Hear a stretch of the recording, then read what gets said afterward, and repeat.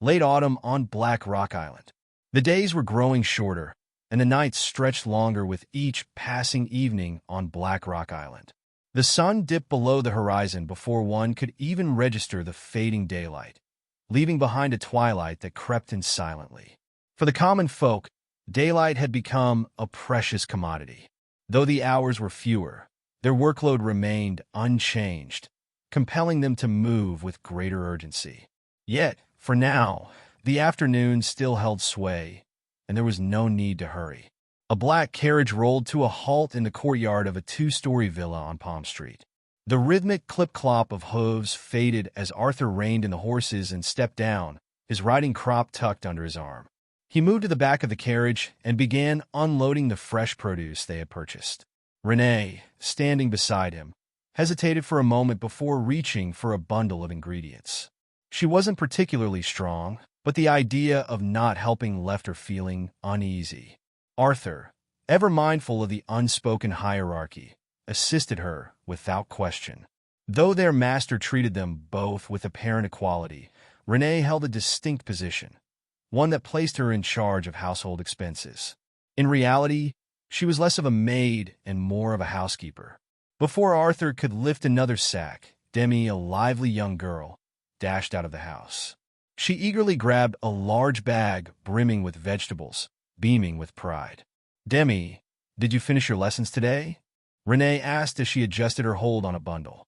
"Yes, I learned all the characters," Demi declared, raising her bag high with a triumphant grin.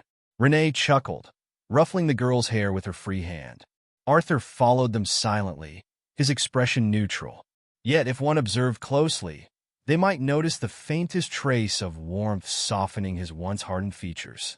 As they approached the villa, Arthur suddenly paused. He glanced back at the courtyard, taking in the carefully tended grass and the fruit trees laden with ripening produce. Though the flowers were sparse, they hinted at the vibrant bloom that would come with spring. It was a place of quiet change, so gradual that one hardly noticed it until a moment like this.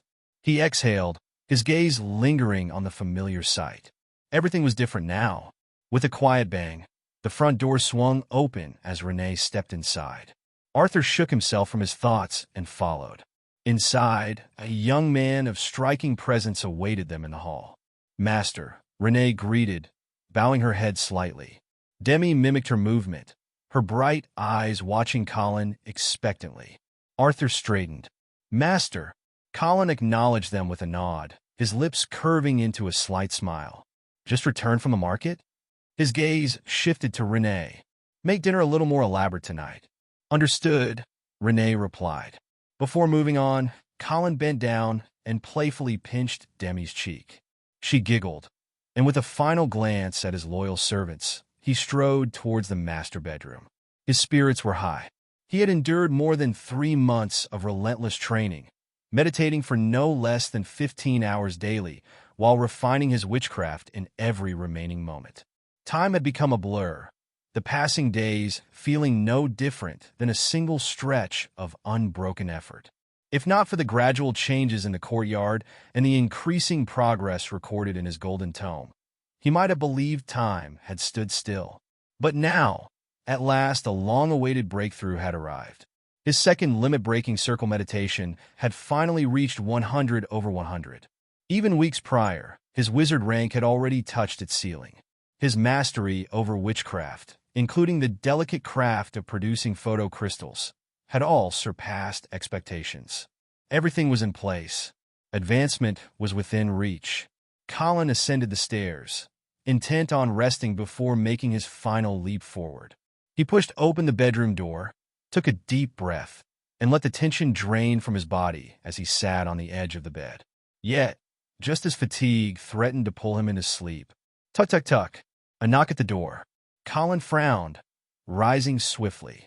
He pulled the door open to find Renee standing before him. "Master, guards from the patrol office have come looking for you." "For me?" She nodded. "They insisted on seeing you in person." Colin's frown deepened, but he wasted no time. Shrugging his coat back on, he followed Renee downstairs, where the armored guards waited. "Lord Colin," they greeted in unison. "What is the matter?" Colin asked, One of the guards hesitated before casting a glance at Renee. Taking the hint, she excused herself. "I'll prepare dinner, master." Once she was gone, the guard handed Colin a sealed envelope. "Lord Flower has issued an urgent mission. You are to read this immediately." Colin turned the envelope over, noting the unbroken wax seal bearing a crescent moon. A faint magical aura pulsed from the paper, undoubtedly enchanted for secrecy. "Understood," Colin murmured. "Is there anything else?" "No, my lord. We await your response." With a nod, Colin dismissed them and retreated to his study. There he channeled a thread of his mental energy into the wax seal. It melted instantly, sinking into the parchment before vanishing altogether. Unfolding the letter, he scanned the message. Second intersection of Thorn Street. 6 o'clock. Arrive in secret. Maintain disguise. He burned the note immediately, tapping his fingers against his desk in thought. Secret summons like these were rare, reserved only for the most critical of missions. A glance at his pocket watch told him it was already past 4. Thorn Street lay far across the city, at least an hour's walk if he took the leisurely pace. A secret mission demanded absolute punctuality. Failure to arrive on time would bring severe consequences. He sighed and exited his study. "Renee, dinner will have to wait. Just bring me some bread." She looked up in surprise, but obeyed without question. "At once, master." Colin pressed his fingers against his temple. He had planned to advance before nightfall, but now, with time slipping away, it would have to wait. As night fell, the city stirred under the shadow of unseen forces. Colin, clad in black, sprinted through the deserted streets. Enhanced by his agility spell and the strength of an elite knight, he moved with near-supernatural speed. By the time he reached the designated meeting point, a group of apprentices had already gathered in the shadows. Some bore unfamiliar faces, their school badges hinting at their origins beyond the island. Regina, his acquaintance, stood at the front. A black cat sat perched on her shoulder, its golden eyes gleaming in the darkness. "Listen closely," Regina began, her voice low. "Blackstone City harbors cultists of the Flesh-Thorn sect. They intend to summon an eldritch horror, plunging this island into chaos. The Chiwin and Perko gangs have already fallen under their influence." A tense silence hung in the air. "Tonight," she continued, "Wizard Lapu, alongside Master Hong Yin and the senior apprentices, will eliminate them. Our role is simple: ensure no one escapes." Her gaze swept over them, cold and unwavering. "If they're not one of us, do not hesitate. Kill them." Colin exhaled slowly, bracing himself. The hunt had begun. Above them, the sky darkened, swallowing the city in an unnatural gloom. Then, like the descent of a fiery meteor, a brilliant orange light burst the ignition of Black Rock City.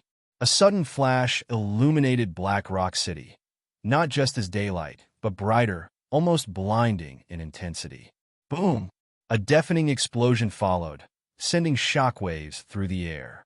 The force blew strands of Colin's hair back, making his chest tighten momentarily before he exhaled, steadying himself. The operation has begun. A wave of panic surged through the city. The stillness of the night was shattered as chaos erupted. Screams, curses, and the wailing of infants filled the streets, creating a cacophony of fear. Colin quickly refocused, drawing out the luminous crystal Regina had distributed. With a swift movement, he looped the lanyard over a sturdy branch, securing it. Instantly, a bright light illuminated the entire intersection. Like a chain reaction, more lights ignited around the perimeter of Thorn Street, forming a glowing barrier.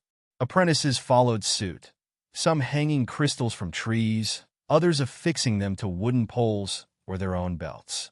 Initially, Colin had considered carrying his crystal on his person, a strategy he'd employed in wizard-led missions, but in the open battlefield, that would make him a walking target. Once his task was done, he slipped into the shadows, preparing a cone bomb in hand. Silent and watchful, he retreated further into cover. As the city reeled from the explosion, the residents slowly began to react. Unlike those at the epicenter of the flames, those further away remained eerily subdued. Only the cries of infants broke the silence, their parents swiftly hushing them. The rest of the populace whispered in hushed tones, wary of drawing attention. From his vantage point, Colin saw countless figures peering cautiously through the rickety windows of their shacks. The nearest one, a fisherman's hut, held the shadow of a weathered man watching the glow with growing dread. Even his habitual coughing had ceased in fear. Experience had taught these people that running was futile. The city curfew was in effect. Any civilian caught outside at night, be it by patrolling guards or wizards, would suffer severe consequences. If not death, then something close to it.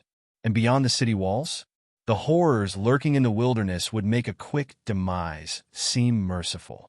Colin ignored the window-bound silhouettes and shifted his attention to the street.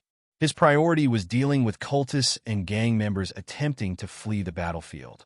According to Regina, Lord Hong Yin and other high-level apprentices would focus on neutralizing stronger adversaries in direct combat. That left Colin and others responsible for intercepting enemies of lesser rank. Yet, differentiating between junior and intermediate apprentices was difficult in the haze of battle. Only a Lap wizard, with their heightened perception, could pinpoint their exact levels. To account for this, Colin's signal device hung at the ready on his waist. If an enemy proved too formidable, he would send an alert, summoning Regina and other senior apprentices waiting in reserve. The luminous crystal continued to cast a steady, pale light over the deserted intersection. Nothing moved. No figures approached. Colin remained motionless, perched within the dense foliage of a towering mango tree, cone bombs in hand. His elevated position, nearly 4 meters high, provided him a sweeping view of the streets below. The cultists would come. It was only a matter of time. Far away, on Thorn Street, another flash exploded, bathing the night in searing white light. Boom! The shockwave rattled the air again.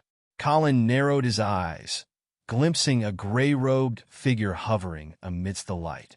A second attack? His gut twisted. If the first strike had been decisive, why launch another so soon?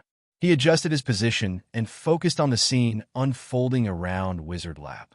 The slums of Thorn Street burned. Wooden huts collapsed, their flames devouring everything in sight. Among the destruction, a cultist shrieked as eldritch fire consumed his flesh, reducing him to ash within moments. Hovering mid-air, Lap scanned the battlefield, his presence a beacon of raw power. Around him, Lord Hong Yin and the senior apprentices pushed deeper into enemy lines, cutting through resistance with ruthless efficiency. In the shadows of a nearby alley, Bishop Oman stood still. His black robes were in tatters, his body scorched and bleeding. Yet, despite his injuries, he clutched a blood crystal tightly and pressed forward. Suddenly, a towering wall of flames erupted in his path, forcing him to halt. Oman didn't flinch. A crimson shield shimmered around his body as he charged through the inferno, though its brilliance dimmed upon emerging. Realizing his position had been compromised, he lifted off the ground, ascending rapidly. Lap's expression darkened. With a flick of his wand, he conjured a piercing blue fireball and sent it streaking toward the fleeing cultist. Oman barely had time to react. He twisted midair, intending to evade, but boom! The fireball exploded a meter from him, expanding into a burning sphere. His crimson shield hissed in agony as the flames licked at it, draining its strength. "Bishop!" A desperate voice rang out. A shadow darted into the flames, pushing Oman out of harm's way at the cost of their own life. Oman hesitated. The cultist had given his life to protect him, but he had no time for sentiment. Lap raised his wand once more. More fireballs shot forward, this time relentless. Oman met his gaze, realizing there would be no escape. He uttered an incantation, his voice rising into an unnatural shriek. Then, crack! The blood crystal in his hand shattered. A pulse of malevolent energy surged outward. Lap's eyes narrowed. In response, he conjured a massive orange light, hurling it toward the enemy. Boom! Back at the intersection, Colin's sharp reflexes kicked in. A flick of his wrist sent a cone projectile whistling through the air. It struck a junior wizard of the Chiwen gang head-on. The force tore through his body like paper, scattering blood and entrails across the pavement. Colin remained calm, scanning for more threats. Suddenly, a black energy sphere zipped toward him. He bent his legs, launching himself sideways, dodging just in time. Even before landing, he fired another projectile into the shadows, rewarded by the sound of a dying scream. The mango tree behind him hissed as the dark energy consumed its bark. More figures were approaching. Colin's gaze flickered toward Thorn Street.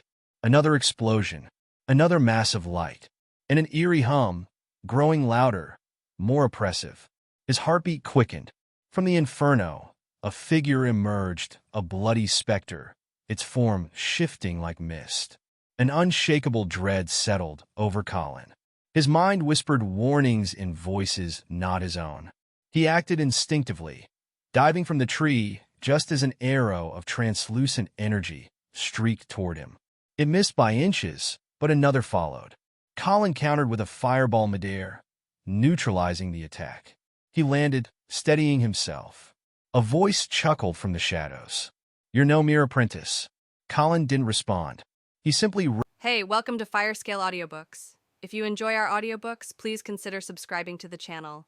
Also, feel free to share your review in the comments section below. In the thorny street, the invisible scarlet figure broke free from the shackles. Under his great strength, invisible fragments seemed to peel off from his body. This is the power of the great Lord of Flesh and Thorns. After breaking free from the shackles, Amon looked at his now unrecognizable body and silently praised it in his heart. He looked up at the huge shield gradually rising from the wizard's territory in the distance, but he was not in a hurry to pursue it. Instead, he withdrew his gaze and turned around to look around. After a while, he had a thought. Invisible scarlet mist overflowed from his body, sweeping in all directions like tentacles.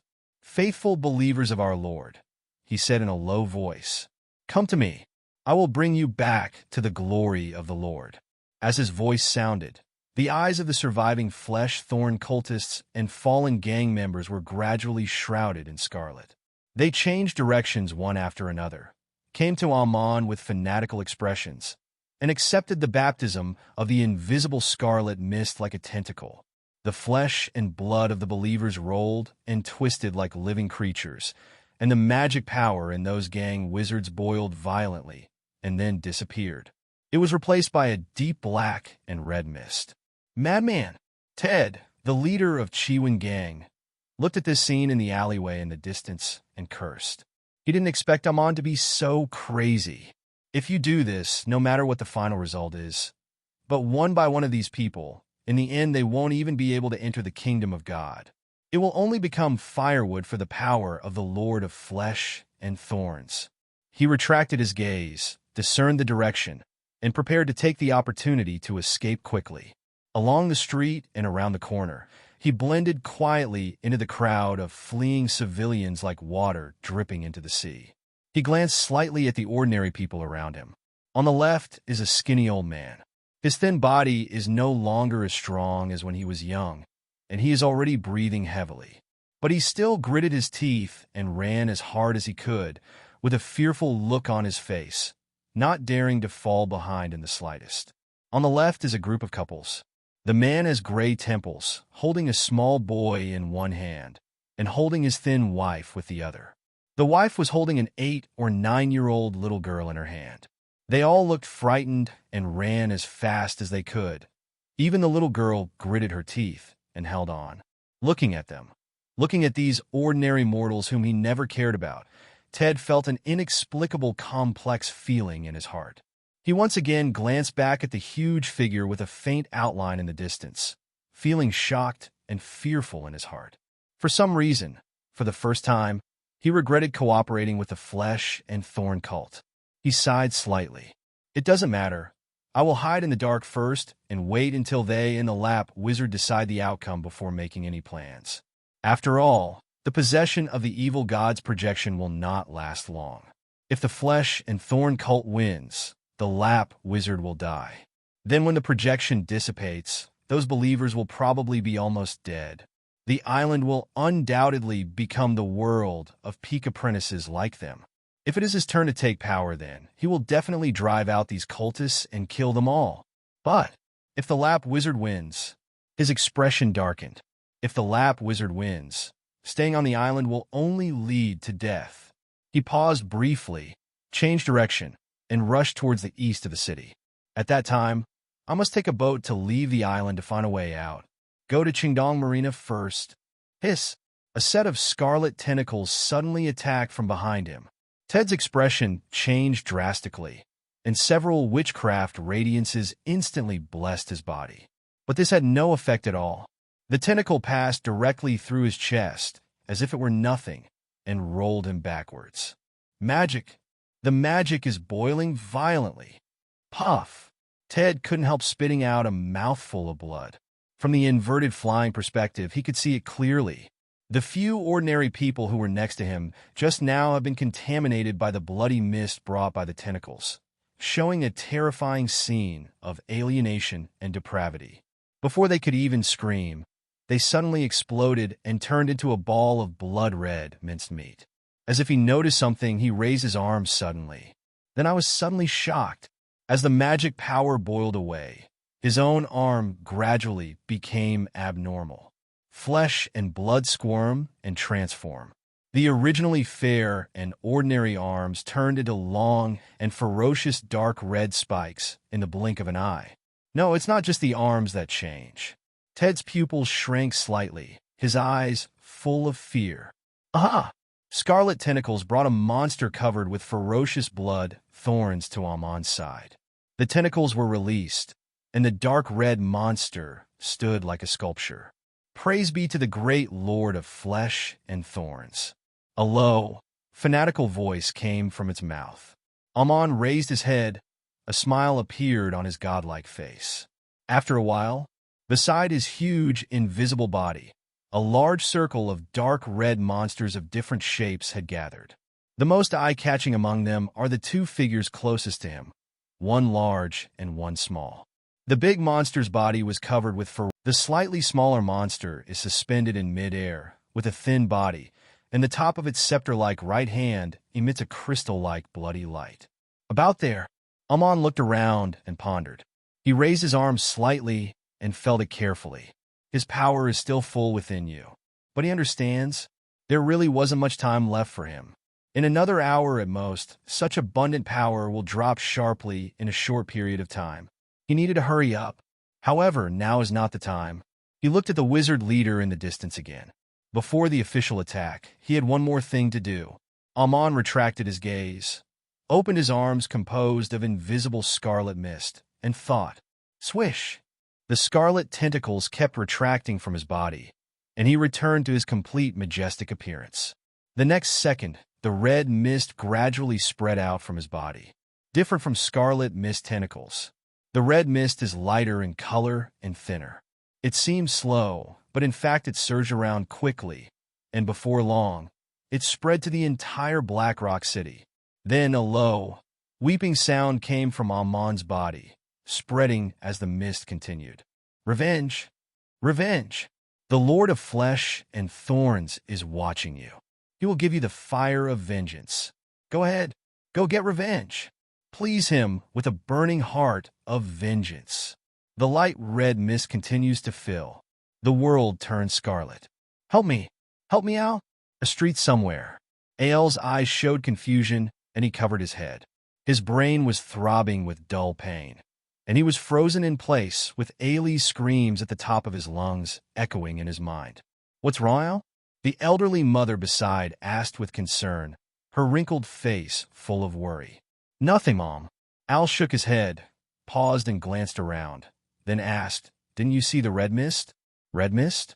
Mother was startled and looked around. All that could be seen were orange firelight, collapsed houses, and people fleeing in panic. I didn't see any red mist. She looked back at Al, her face even more worried, and continued to urge, Let's go quickly, Al. The wizards have left. We can only survive if we escape far enough until they come back. She picked up the luggage on her back, freed her hands, and dragged Al to continue running for her life.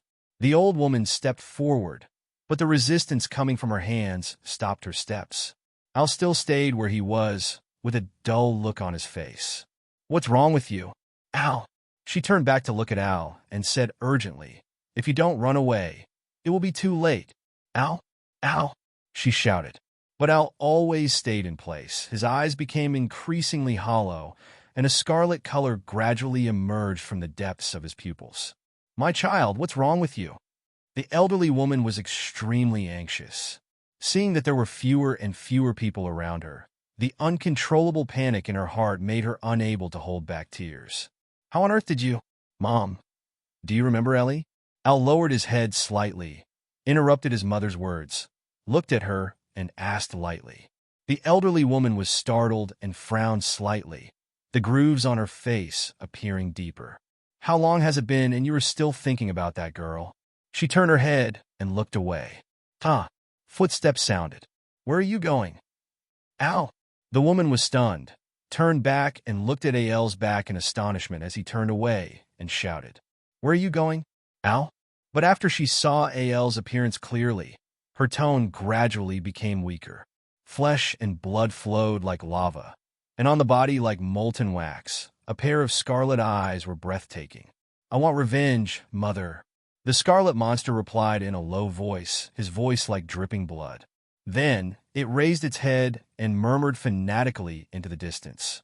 "Mom, I saw the truth. The Lord of Flesh and Thorns is watching me." Tongue. As soon as he finished speaking, the bright yellow flames of revenge rose from his body. The old woman was so frightened by this strange phenomenon that she turned pale and fell to the ground. Bright yellow light illuminated her face, and the flaming figure reflected in her pupils gradually became smaller. Al gradually moved away with the light of fire. The light disappeared, and darkness enveloped the woman again. "Idiot!" On the street in the distance, Harrington looked in the direction of Thorny Street and cursed in a low voice. He looked around at the miserable situation. His face was not cold, but anger was brewing in his heart. The originally orderly Black Rock City has now become chaotic under the influence of the invisible red mist. Figures ignited in flames can be seen everywhere, killing wantonly and then turning into ashes. He never thought that the Flesh Thorn sect would be so stupid that Rapp would discover the location of the ritual altar. Perhaps the plan needs to be considered in the long term. With a sigh, he stopped looking and walked towards the house behind him. But soon, he paused for a moment and frowned slightly. Holding his right hand empty, a scepter with dark gold patterns condensed in his hand. After doing this, he raised his head and took a closer look at the thin, dark red monster floating in midair that appeared in front of him at some unknown time. In the wizard's collar shrouded in a translucent shield, Colin, together with a group of wizard apprentices, stood on a high slope near the bottom of the mountain in the wizard's territory, looking at Blackstone City. It was still dark at this time, with dark clouds all over the place, and the sky was starless and moonless, like a piece of pure black silk. On the other hand, in Black Rock City, the rows of gray buildings in the city were flickering with lights. Against the dark earth like the sky, it looked like stars falling. The stars fall to the ground, reflected in Colin's deep light blue eyes. "I don't know how many more people are going to die," someone beside him murmured. Colin was startled and turned his head to look over. The person who said this was a brown-haired male wizard with an ordinary and gentle appearance. At this time, he was looking at Black Rock City in trance. Colin looked away. The place where he is standing is not far from the junior apprentice dormitory where he previously lived in the wizarding territory. Or rather, right next door. Once upon a time, he had just come to this world, on that night when the full moon hung high. He looked at the green flames that suddenly lit up at the bottom of the mountain, and once said the same words to the blonde girl next to him as the brown-haired male wizard. "I don't know how many more people will die." Colin's face was cold and hard, but his heart was full of mixed feelings. He is not a kind person, and he does not have the great ambition or courage to change the current situation of the world. But he is indeed not an extremely evil person. He cannot destroy humanity and cannot be as unmoved by the passing of these lives as a stone. He may not attempt to save, nor may he be heartbroken over it. But he was still feeling a little down. After all, he has lived in Black Rock City for so long. That gray two-story villa was the first apartment he owned in his life. Although Sister Renee and Arthur were just slaves, they were the people he saw most often in this world. I don't know what happened to them. Colin retracted his gaze, looked up at the lap wizard in midair, moved his steps, and came to a corner. He really can't change anything. There is no attempt to save everything or change the rules of this world. But if you can, he hopes. I hope that one day, I can finally control my own destiny. It won't be like now, where we can only wait and see and avoid. He found a smooth stone in a corner away from the crowd, and after controlling the effect of the cleaning technique to clean it, Colin sat down cross-legged. On a few stones not far away, a group of resting apprentices were sitting. Some were chatting with each other, some were reading books, and some were meditating to restore their magic power.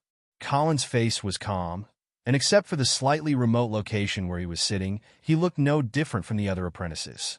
He glanced around to make sure no one was paying attention to him, then lowered his head and looked at himself carefully. The supersensible state is still there. Wherever the naked eye could see, those dirty black spots still existed, and they were still coming towards him.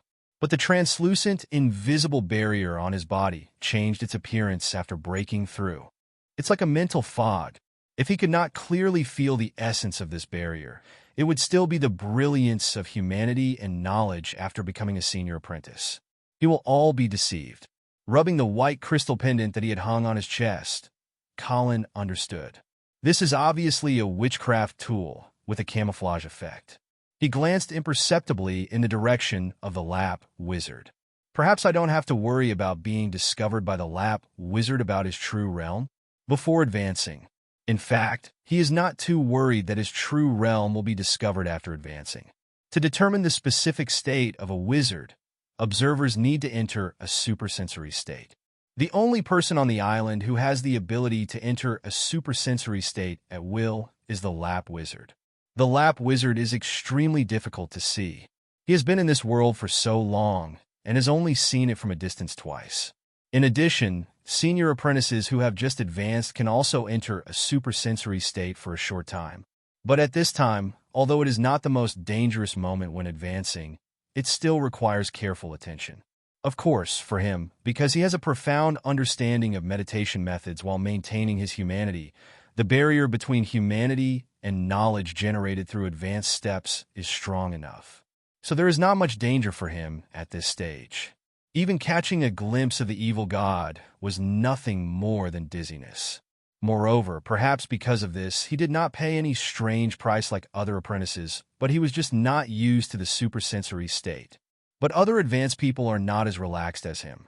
Usually in the supersensory stage, newly advanced senior apprentices will choose to stay in seclusion. Members of the school usually spend the entire supersensory stage with wizards on the mountain. Therefore, as long as he pays attention on weekdays, he doesn't have to worry about exposing his true state. Of course, there are risks in everything, but you can't stop eating because of choking. This low-key life only needs to be maintained for another 2 or 3 years, or even 1 year. He can then choose a day and legitimately admit that he has made a breakthrough. Although it was fast, by that time it was no longer shocking. It can only be said that he is gifted and can be called a genius. Being a genius is a double-edged sword. But as of now, the rap school of thought as a whole is biased toward decency and lawfulness. The title of genius here should bring more advantages than disadvantages. The original owner had been a junior apprentice for 10 years, and his basic knowledge was solid enough. It was common for him to suddenly become enlightened one day and to accumulate a lot of experience. After all, a wizard's talent can never be summed up by just his affinity for magic energy. The ability to learn and understand knowledge, the persistence of human nature, etc. will become more and more important later on. Also, he actually hasn't mastered this white crystal pendant yet. This disguised effect was not initiated by him. On the way to the wizard's territory, when he held the crystal and retreated with the other apprentices of the school, this disguise quietly took effect on him. No magic power supply is required. No spiritual activation is required. Just bringing the white crystal close to the body can automatically disguise the effect of mental fog. Generally speaking, the use of witchcraft requires the cooperation of spirit and magic. The mind is imprinted and given control to turn it on and off. The magic power is responsible for supplying or replenishing energy. Whether to supply or replenish energy depends on whether the witch tool itself has energy storage components. Colin felt the cold touch from the white crystal and thought to himself, no matter how you think about it, the effectiveness of this white crystal pendant should be more than simulating mental fog. Unfortunately, now is not the right time. There were members of the sect all around, and the Lap Wizard was still standing quietly above. Colin suppressed the thought of using magic power to test the white crystal. Slowly closing his eyes, he began to recover his magic power and adjust his condition like other apprentices. On an autumn night, the bleak wind brought a coolness.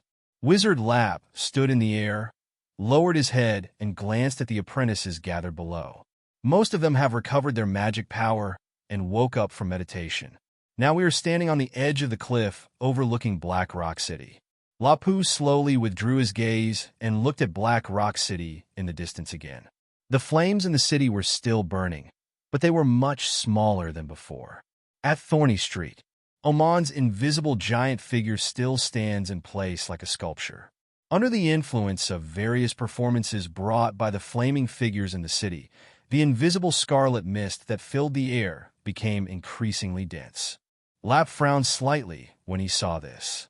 As a first-order peak wizard who has lived for nearly 300 years, he naturally knows what Aman is doing. It's nothing more than wanting to increase one's own strength.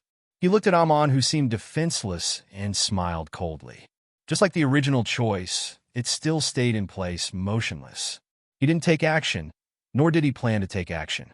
The elaborate ritual altar built by the Flesh and Thorn cult has been destroyed.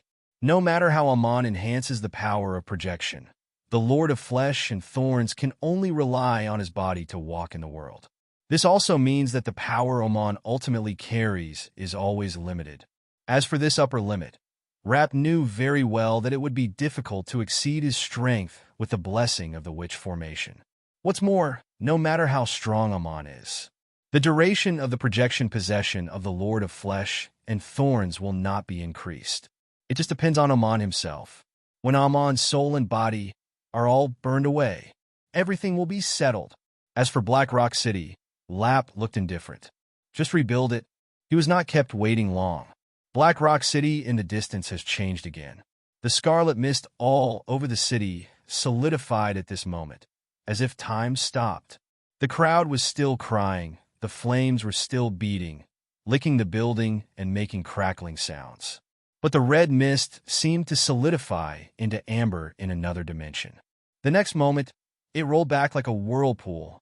The flames on those figures who were still shrouded in the flames of vengeance suddenly began to burn violently and accelerating inexplicably. Why? I haven't had my revenge yet. As the red mist swept past, those figures turned into handfuls of ashes. Countless survivors cried tears of joy. Some of them had really hurt the person who turned to ashes in front of them. Some had only minor friction with him.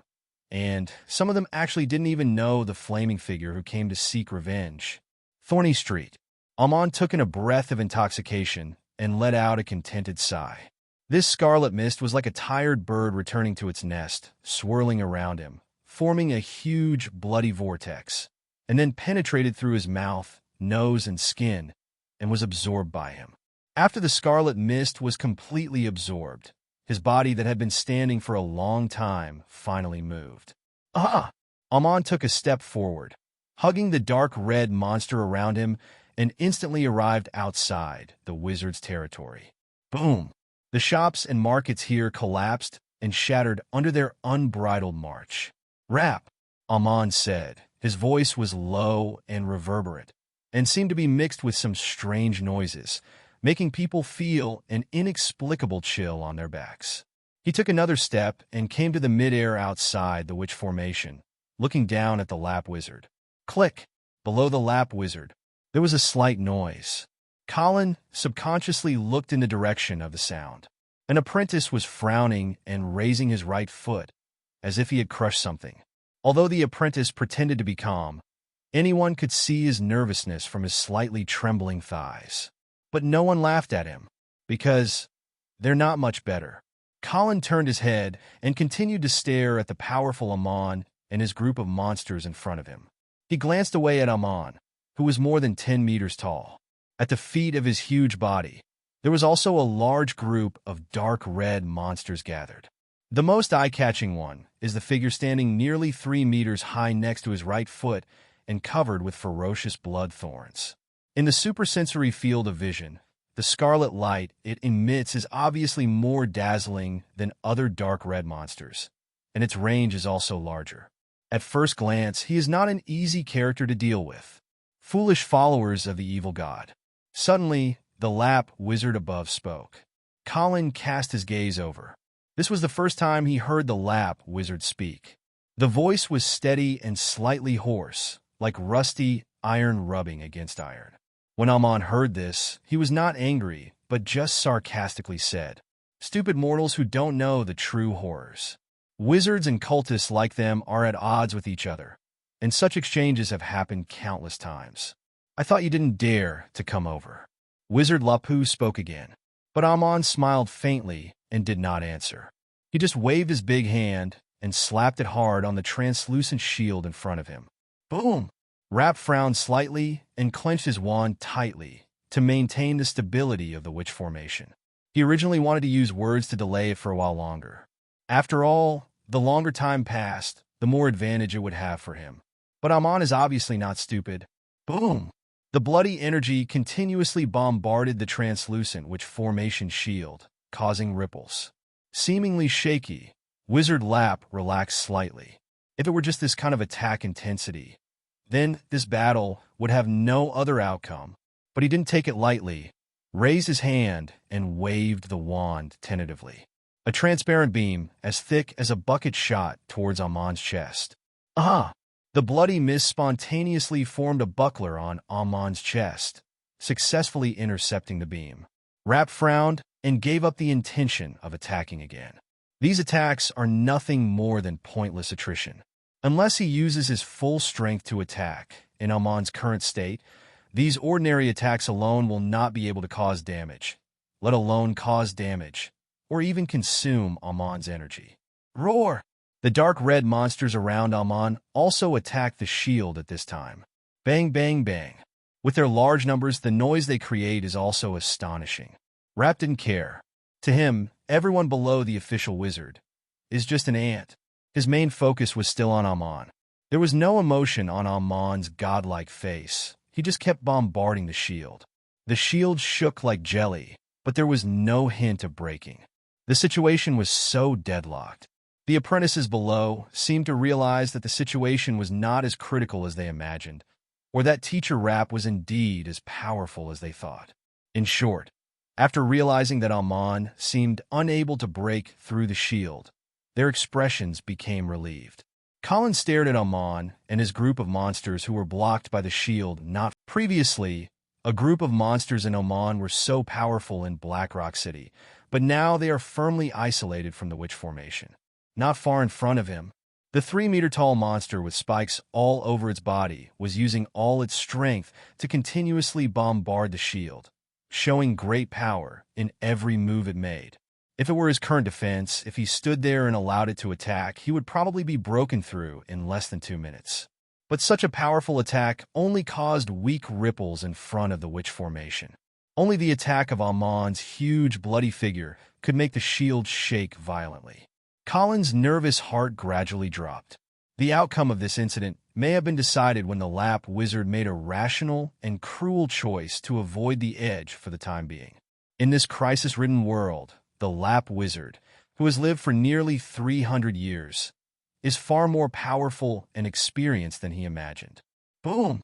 As if realizing that he was powerless with the shield in front of him, Amon's attacks became more frequent. The power is getting stronger and stronger. Seeing this, Wizard Lap held his wand tightly, but his expression became more and more relaxed. This witch formation of my own was upgraded and transformed based on the Blackstone family, the original rulers of the island. Even if he faced a second-level wizard, he could hold on for at least half an hour.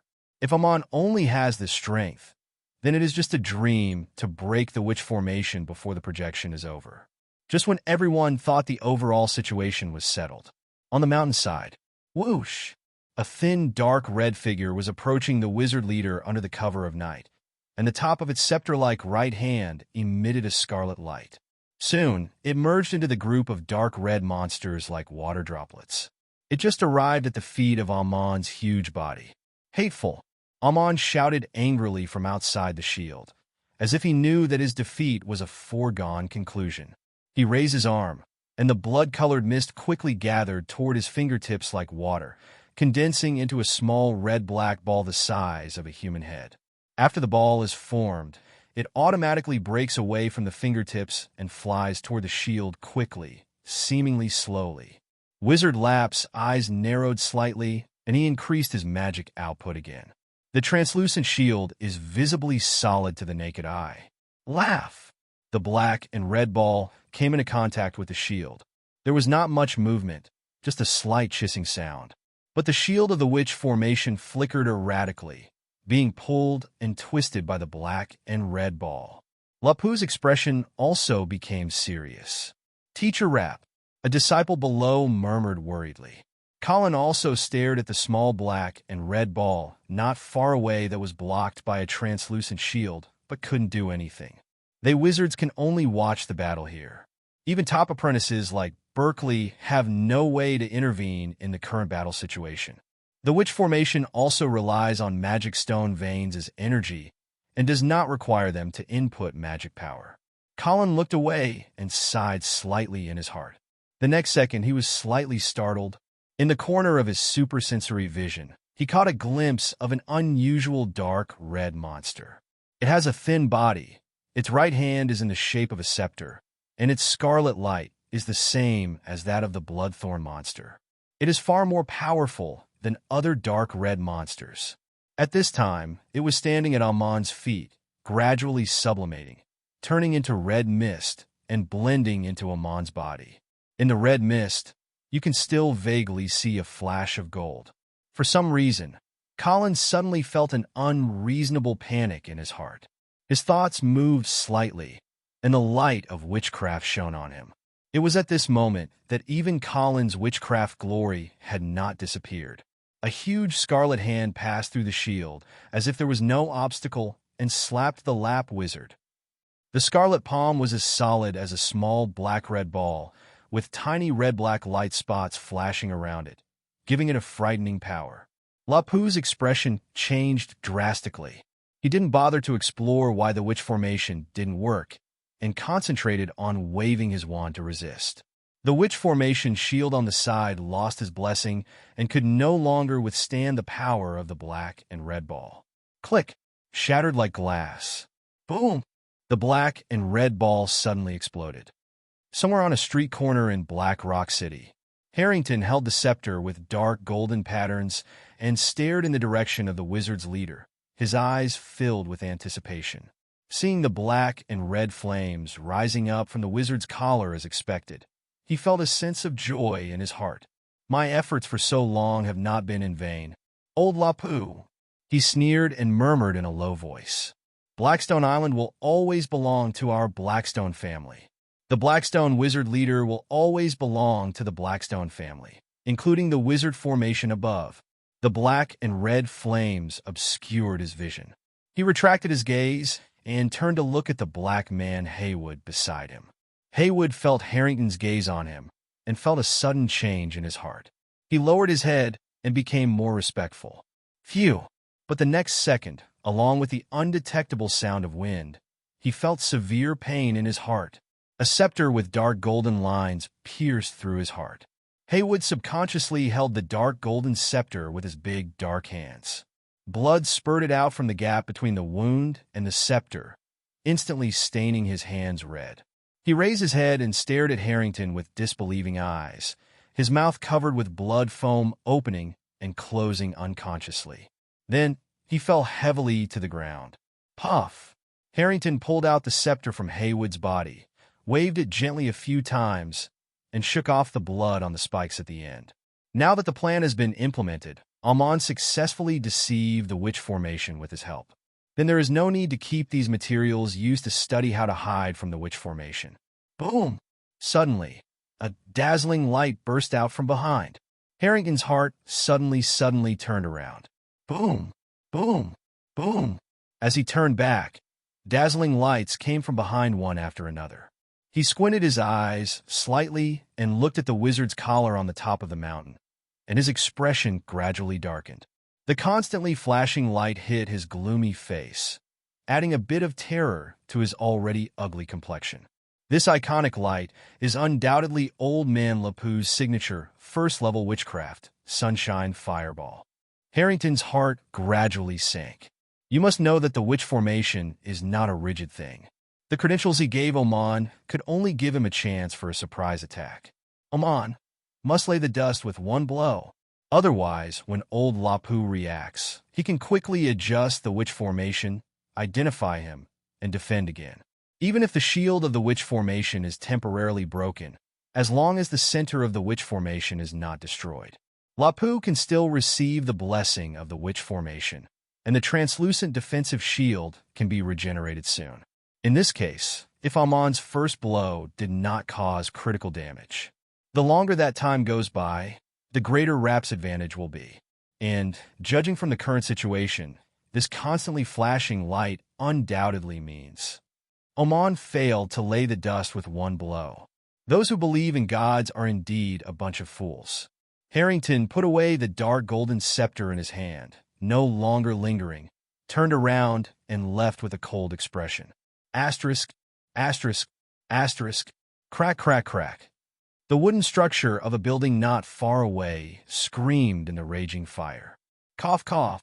Colin coughed, waved his hand to sweep away the black smoke in front of him, and looked around with his eyes wide open. The wizard leader in front of him no longer looked like a mountain, and everything he could see with the naked eye was burning. Wooden houses, grass, trees, and even the bodies of some dead apprentices. The dormitory area where junior apprentices originally lived is now just a ruin. Crack! Boom! Another building collapsed in flames. The sound of collapse reminded him of the devastating explosion just now. Correct. What about lap wizards? Colin scanned the sky, but didn't find a single figure. There is no lap wizard, nor the huge bloody figure. Laugh! Not far away, the sound of fire extinguishing was mixed with the sound of noisy voices. Quickly put out the fire! There's someone injured here. Colin ran in the direction of the sound. Thanks to the protection of a limit-breaking secondary high-temperature tolerance and other defensive witchcraft, he did not suffer any injuries. It was just that I couldn't see clearly what was going on due to the dazzling light just now. But before running 2 steps, he gradually stopped. In the field of vision, a familiar figure in gray robe appeared in mid-air again. Although the body is small, it cannot be ignored. More to come. Wow! Showers were falling in drizzle. The weather on the island is changeable, and the dark clouds last night turned into a short shower near sunrise. In the hall on the first floor of the central castle, Colin stood by the window, watching the remains of the ruins outside covered in a hazy mist by the rain. Thanks to this shower, the flames ignited in the wizarding territory and even Black Rock City gradually extinguished without causing greater damage. Hiss! An apprentice next to him was applying medicine to his wound. Burns caused by flames were not as easy to treat as other conventional wounds. The apprentice's arm was burned and a huge blister was raised. After he popped it, light yellow tissue fluid flowed out. Around him, there were many wounded people like him. Some injuries are more serious, some injuries are less serious. Colin looked away. After the witch formation's protective shield was broken, Colin originally thought that they would form a king versus general situation with Amon's group of monsters. They may even stalemate with each other for a while. But I never thought that the battle would become fierce in an instant. That moment was the climax and the finale. That mountainous area is just the stage for Amon and Lap. they apprentices might not even be considered an audience. Colin sighed slightly in his heart. After endless light, when he came back to his senses from the ruins, all he saw were broken walls and dead and injured apprentices. In the aftermath of such a battle, the apprentices are as fragile as those dark red monsters. He doesn't understand. What is the meaning of having these apprentices gathered there? Is it just waiting to be injured by the aftermath of the battle? But soon he shook his head again. If it develops normally, these apprentices should wait in the witch formation until the projection of the Lord of Flesh and Thorns disappears, and then go out to deal with the remaining dark red monsters and clean up the battlefield. But who would have thought that Amon could deceive the defense of the witch formation, so the battle situation suddenly changed? Colin rubbed the white crystal pendant on his chest through the witch robe and felt inexplicably emotional. Blackstone Island is just a prison after all. If the sacrifice ceremony of the Flesh and Thorn cult was not discovered in advance, but was successfully held, the summoned evil god projection must be stronger. If it is stronger than the upper limit of what the Lap Wizard can handle, then these wizard apprentices, no matter where they hide on the island, will eventually die. The only way to survive is probably to escape to the sea, although this seems more like a dead end. Perhaps it's time to buy a boat and learn some necessary witchcraft at sea. Colin thought to himself, with his current strength, going to sea alone might lead to a narrow escape, but it would no longer be a dead end like when he was an intermediate apprentice. If you encounter a truly irresistible danger, going to sea is your last hope. Colin. Berkeley suddenly came closer. Wizard Lap wants to see you. He looked a little tired, but the witch robe on his body was still clean and tidy. Okay. Colin nodded in response, his expression calm and not too surprised. After cleaning the battlefield and helping rescue the wounded, he went to Berkeley to report the vision he saw before Amon broke into the shield. The monster that sublimated into a red mist and merged into Amon's body, and a touch of golden light mixed in the red mist. Before he could leave the island, the Lap School and him both prospered and suffered losses. Such important information should not be concealed. Berkeley nodded slightly and led him through the apprentices to the end of the hall, passing through the gray-black corridor and arriving at the study at the end. Open the door. In front of the huge floor-to-ceiling window, the Lap Wizard was standing with his back to them. Outside the window is a delicate lawn and several lush trees. It was already approaching sunrise, the sky was slightly dim, the rain had stopped, and a faint trace of rich golden light appeared at the end of the field of vision. Teacher Rap. Berkeley greeted respectfully. Teacher Rap. Colin also greeted. As the leader of the school, Wizard Lap is also the common teacher for all of them. Yes. Lapu responded slightly and turned around slowly.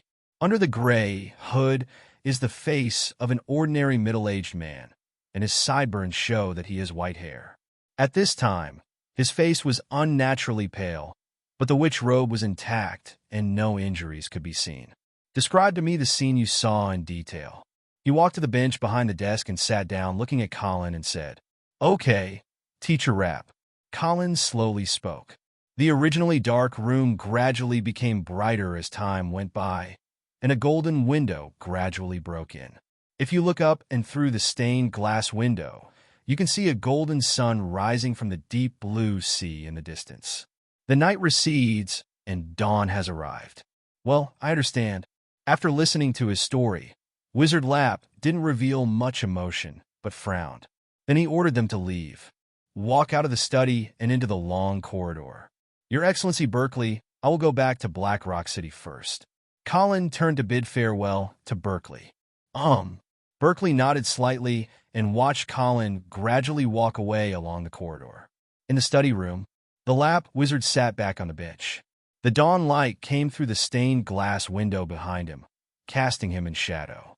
He sighed slightly, adjusted his sitting posture, and relaxed slightly.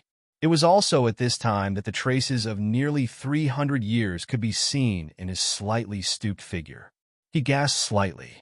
The pain from the abdominal wound consumed his little energy.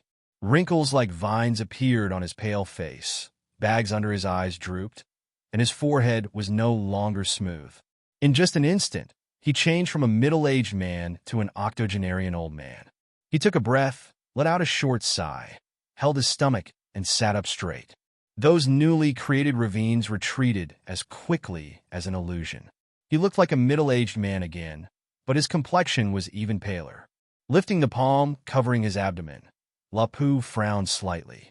The fingers were not stained with blood. Instead, they were some bloody, slender, bright red meat shreds that were constantly twisting like maggots. Snort! Rap snorted coldly. A ball of flame appeared out of thin air and instantly burned the shredded meat to charcoal. Orange flames also appeared on his abdomen, and the slender flesh strands from the wound turned into charcoal. After doing this, he breathed a sigh of relief, stood up, walked out of the shadows, and came to the bright, stained glass window. His face was calm, and he didn't know what he was thinking. Asterisk, asterisk, asterisk. Go through the hall and out of the central castle. Colin looked calm as he stepped on the rain-soaked gravel road and moved forward unhurriedly. Tick-tock. Raindrops dripped down the green leaves of the trees nearby and shattered on the ground, and the birds began to chirp. There is a unique fresh smell after the rain in the air, just like before. If it weren't for the reminder of the embers of black building debris that can be seen everywhere. No one could have imagined that a battle took place here last night that could affect the fate of hundreds of thousands of people on the island. Arriving at the cliff, Black Rock City, at the foot of the mountain, came into view. Gray-black buildings are lined up in rows. If you look closely, you can see that many of them have been burned down and collapsed, leaving only ruins. However, the ant-like crowds coming and going next to the ruins reduced the sense of depression a lot. Just when he withdrew his gaze and was about to walk down the mountain, Colin, a voice stopped him. Mr. Berkeley, what's wrong? On the edge of the cliff, Colin turned around and asked doubtfully. Magic Lap ordered that all apprentices are temporarily prohibited from leaving the wizard territory. Temporarily prohibited from leaving? Maybe it's temporary, maybe it's long-term. Teacher Rapp ordered all apprentices to return to the wizarding territory. Berkeley explained, I'm going down the mountain to call back the apprentices who have returned to the city. If there is nothing urgent, don't go down the mountain and go back to the central castle. After saying that, he levitated and prepared to fly to Black Rock City. Colin frowned slightly and looked at Berkeley hesitantly. Blackstone City had such a big change last night. It would be impossible to say that he didn't care at all about what happened to people like Renee. He really wanted to take a look at the city. What's more, he still has something to get. The Lap Wizards band made him feel a little uneasy. Maybe it's temporary, maybe it's long-term. Just in case, go home and grab all the important things. Your Excellency Berkeley, he said, leaning slightly to request. Can I go back to Blackstone City and then come back right away? Berkeley looked back at him, and after thinking for a moment, he said, Okay, I will take you down. In return, you have to assist me in notifying all the school members to return to the wizarding territory. Colin nodded slightly. Berkeley continued, You only have 10 minutes to deal with your own affairs. After notifying all the apprentices, I will wait for you for 10 minutes. After 10 minutes, whether you have finished your work or not, you must return to the wizard's territory with me. Okay, Sir Berkeley. Colin nodded. 10 minutes was enough.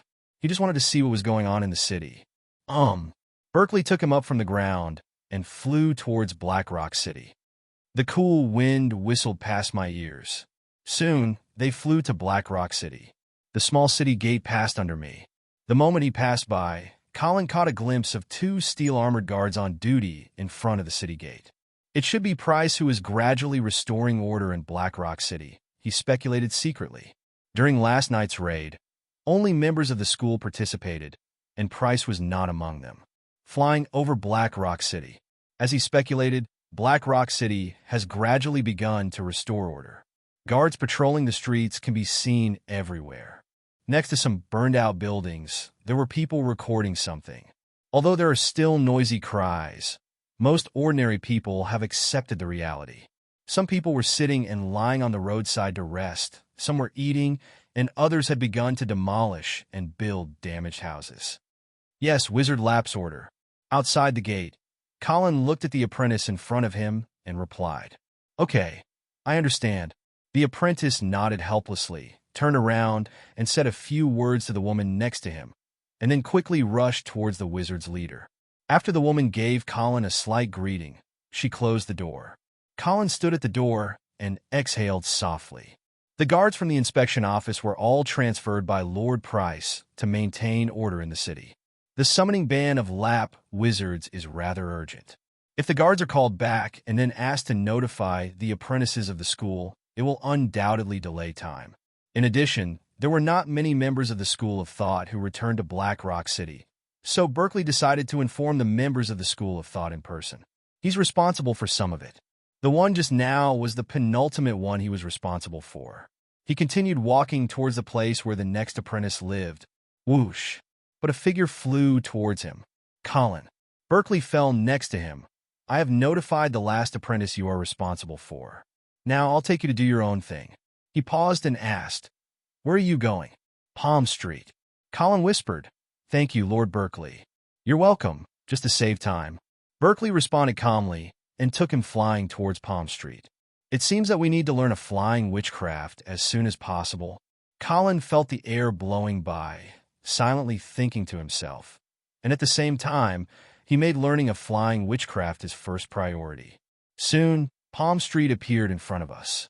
Colin could see his own two-story gray villa at the highest point at a glance.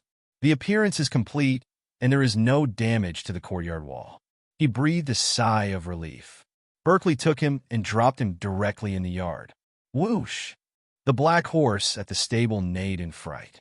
I'll wait for you outside. After Berkeley put him down, he flew out again. Master, Arthur in the side room was alerted by the shout, opened the door, and shouted in surprise. It was at this time that the door to the main house was opened at the same time.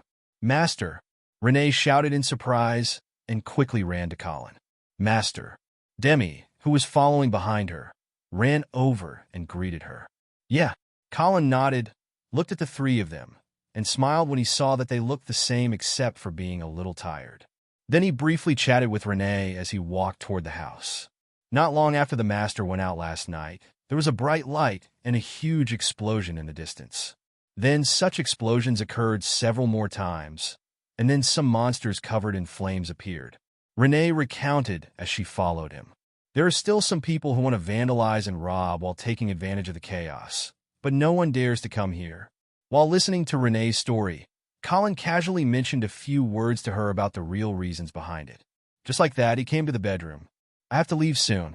Colin stopped for a moment, turned to Renee, and said, The school summoned all members to return to the wizarding territory and issued a ban. I shouldn't be able to come back in a short time. Renee was startled. Okay, master. She lowered her head and said, The bloody rose pattern on the collarbone is delicate and delicate. This is the pattern after the enhancement of the limit-breaking blood pattern transformation technique. It also gave her the power equivalent to that between the Peak Knight and the Great Knight. Help me buy a large ship in the east of the city that can sail across the ocean. The simpler the operation, the better. Yes, master. Renee looked up in surprise and took the magic stone handed over by Colin with both hands. Colin nodded slightly, but sighed inwardly, opened the door, and walked into the bedroom. The world is like a torrent, and he can only be carried along by it. Come to the meditation room. He packed up the sea charts, the overview booklet for advanced apprentices, some important books, the photo crystals he had accumulated over the past 3 months, and some of the magic stones he had put here, and put them into his gray backpack. This is also the main reason why he wants to come back. After last night's incident, he was determined to take all these important things with him, especially nautical charts. If we are really at the end of our rope, we can't do without them. After collecting his things, he opened the door and left. I'll finish my work, Sir Berkeley. He walked out of the door and said to Berkeley, who was waiting aside. Berkeley nodded slightly. Take him up from the ground and return to the wizard's territory. In the gray-black open room, there is a brown carpet with a triangular pattern. Daylight poured in from the square stained glass windows high on the left and right walls, and fell on a large group of wizard apprentices gathered below, forming mottled marks. Loud whispers echoed through the house. Colin stood in the corner of the crowd, his face expressionless. After Berkeley brought him back to the wizard's territory, he turned around and left in a hurry. A gray-haired witch apprentice, Fina, summoned them here. Like Berkeley, she is one of the 3 peak apprentices. At this time, she was standing quietly by the platform at the front of the crowd, expressionless, indifferent to the whispers of the apprentices. A large number of footsteps gradually came from outside the room. The noisy sounds of the apprentices' conversations in the room suddenly became fainter until they disappeared. The thick wooden door creaked open. Wizard Lap walked in slowly, followed by several wizards. Berkeley, Needham, Bryson, the leader of the Ribbon Gang and the leader of the Snakehead Gang. Colin raised his head slightly and scanned it, with some confusion on his face. The number of wizards on Blackstone Island is not large, and the number of peak apprentices is even smaller. The only top apprentices he knew were the 3 from Berkeley, the leaders of the 4 major gangs in the city, and the City Lord Price. There are only 8 people in total. Last night, the Chiwin Gang and the Perko Gang were basically destroyed, and their gang leaders were naturally dead. 8 out of 8 peak wizard apprentices were eliminated, leaving only 6, and now they are all gathered here. Berkeley and Needham walked to the right side of the platform and stood next to Fina. The 3 Prices stood on the other side of the platform with puzzled faces. Wizard Lap slowly walked onto the platform at the front of the crowd. He looked around without speaking. Everyone in the audience lowered their heads and remained silent. Even Needham, who was usually unruly, didn't dare to make any other move, remaining silent and respectful like the others. A long time. Tongue. Several shrill screams suddenly sounded from the left side of the platform. The apprentices subconsciously raised their heads. After seeing it clearly, they all exclaimed in surprise. Colin's pupils also shrank slightly, and he couldn't believe what he saw. Price's 3 peak wizard apprentices who were originally standing on the left side of the platform were now wrapped in blazing flames, and soon turned into 3 charred corpses, falling to the ground and no longer moving. The slightly flustered chatter of the apprentices gathered into a surge of uproar that erupted in the room. Cough, cough. On the platform, Wizard Lap covered his mouth and coughed twice, looking a little tired. The sounds of the apprentices' conversation stopped abruptly. Fear not, my students. He raised his head and calmly stared at the apprentices with different expressions in front of him, and spoke slowly. I'm helping you stifle possible crises in the future. He paused and said in a slightly tired voice with a little bit of undetectable fear. I'm dying, my students. The uproar broke out in the house again, this time even louder than before. What? How come? Teacher rapped. A look of disbelief appeared on Berkeley's usually calm face. The apprentices here didn't look like they were joking after seeing the Lap Wizard. Most of them looked sad. All of them present, ranging from 5 years to 60 years, have lived under the protection of Lap Wizards. It can be said that they are all children who grew up listening to the stories of Lap Wizards, although they are more familiar as instructors before becoming advanced apprentices. But the Lap Wizard, the founder of the Lap School, no apprentice would not understand where the honor and benefits they enjoy in daily life come from. They enjoy the honor and responsibility that come with their school status. At the same time, he was also in awe of the creator of this honor, the Lap Wizard. What's more, the Lap Wizard has a gentle personality, and although the school system is strict, it is not cruel. Just like when a benevolent king in the mortal world is about to die, the people under his command will inevitably feel sad, and they also feel a little sad, as well as the feeling that the house that covers me is about to collapse, and I don't know where to go. After my death, only a formal wizard will appear among you again in order to continue passing on the school. Wizard Lap said in a deep voice again, with a calm expression. I have a way out for you. I will choose an apprentice from all of you here, help him advance to become a formal wizard, and inherit my heritage. Continuing the legacy? Advance to a formal wizard? The apprentices looked at each other in silence. Needham's eyes flickered on the edge of the platform, and he glanced at Fina and Berkeley beside him. If there is any apprentice present who has the best chance of becoming a formal wizard, it is undoubtedly these 3 peak wizard apprentices. Berkeley looked worried. He was more sad that the Lap Wizard was about to pass away than he was to advance to a formal wizard.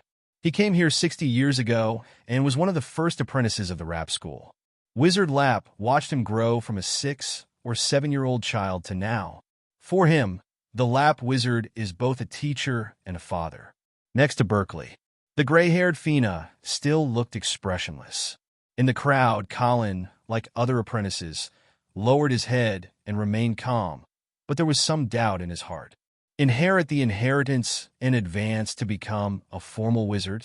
Such benefits can also be given to apprentices below senior level. If we really want to choose a successor, shouldn't we choose directly from top apprentices like Berkeley or high-level apprentices like Holt? It's not just peak apprentices like Berkeley who are in the room now.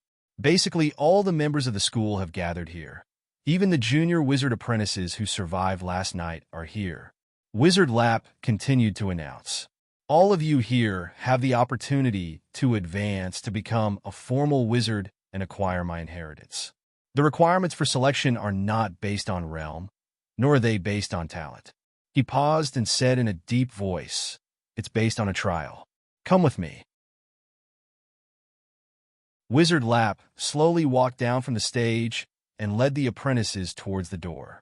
Before Colin had time to think, he was followed by the other apprentices and followed the Lap Wizard. Like water pouring down, the wizards formed a long queue and gradually walked out of the room. Soon, the room that was originally full of wizards was reduced to the last dozen or so. So the sunlight passes through the square stained glass window and falls unobstructed on the brown carpet with triangular pattern, cutting out two sides of light and dark. In that dark part, Squeak, a rat-like creature that merged with the shadows, flashed past. A handsome wizard who was walking at the end of the team of wizards calmly turned back and quickly followed the crowd. If Colin were present, he would be surprised to find, among the last remaining junior apprentices of their batch, there was actually a female apprentice who, like him, successfully advanced to an intermediate wizard apprenticeship at the end of the 10-year period and stayed in the wizarding realm. If Colin hadn't forgotten the female apprentice's name, he might not even say hello. Mia. Asterisk. Asterisk. Asterisk. Ah. The footsteps gradually stopped. Wizard Lap stopped in front of a thick stone door in the deepest part of the central castle. Kids, he said, his voice even more tired than before. Here is the trial I have prepared for you. Colin raised his head and looked carefully at the unattractive gray stone door behind him. The surface of the stone door is smooth, with a pattern like a simple sketch of gravel on the edge. Decorative patterns in this style can be seen throughout the Blackstone Castle, nothing special. Apart from this, there are no other special traces on the stone gate. Ahem, the trial is very simple. You will know the details later after you go in. Wizard Lap coughed and said no more. He waved the wand in his hand, and undetectable fluctuations of magic power flashed through. Click! The stone door behind him suddenly rose upwards, and a dark and deep tunnel appeared behind him. Maybe it's because the stone gate is open. The bright crystals inlaid on the top of the corridor gradually light up from near to far, and the light path formed by them extends back until the end of the line of sight. Under the soft white light, Colin could see the entire corridor clearly. To the left and right are some rough and convex gray stone walls, with details carved in the same style as the stone door outside. Perhaps due to the humidity, cyan color stubbornly crawled out of some twists and turns and adhered to the stone wall. Go in. Wizard Lap stepped aside and signaled to the apprentices. Needham took the lead and walked towards the corridor without hesitation. He was not worried about the conspiracy of the Lap Wizard. If the Lap Wizard really wants to do harm to them, why is it so complicated? Taking 10,000 steps back, even if the Lap Wizard really wanted to harm them, they would have no room to resist. Even though the Lap Wizard was seriously injured, it was still easy to deal with apprentices like them. Aren't Price's 3 peak wizard apprentices who died suddenly the best example? Of course, having lived on the island for more than 30 years, he believed that what the Lap Wizard said was true. If the Lap Wizard is really seriously injured and about to die, then these apprentices will be of no use to the Lap Wizard even if they drain their bones and blood. There is no need to spend so much time on them. Under his leadership, the apprentices also walked in hesitantly. They are obviously not fools. They know most of what Needham can think of. Ding! Colin walked unhurriedly in the middle of the crowd, quietly turning his hand to retract the cone bullet suspended in his palm. This is a little trick derived from arrow shooting. The directions of east, west, north, and south can be determined based on the magnetic field. The apprentices filed into the corridor through the stone gate. Click! The moment all the apprentices entered the corridor, the stone door slowly closed. Colin subconsciously looked back and saw that many apprentices had made the same move as him. After seeing the scene behind them clearly, the apprentices breathed a sigh of relief. At the end of the line, the Lap Wizard was there, following them slowly. The apprentices walked in silence. No one spoke. Only the shadows sway under the white light. They look different. Some people are looking forward to the subsequent trials, imagining that maybe they can be the lucky one selected by the Lap Wizard and stand out. Some people looked worried. They didn't expect that in just one night, Blackstone Island would be turned upside down. But maybe this world is just like this. Peace and stability. No matter who it is a luxurious word. The tunnel is longer than Colin imagined. Crack! He took out his pocket watch and opened it. Almost an hour has passed. He looked ahead. The Lap Wizard had walked in front of them unknowingly. Perhaps to take care of the junior apprentices, he was not very fast. It is precisely because of this that the apprentices did not get separated and still gathered together. Peak apprentices like Needham could only suppress their speed and follow Wizard Rap obediently.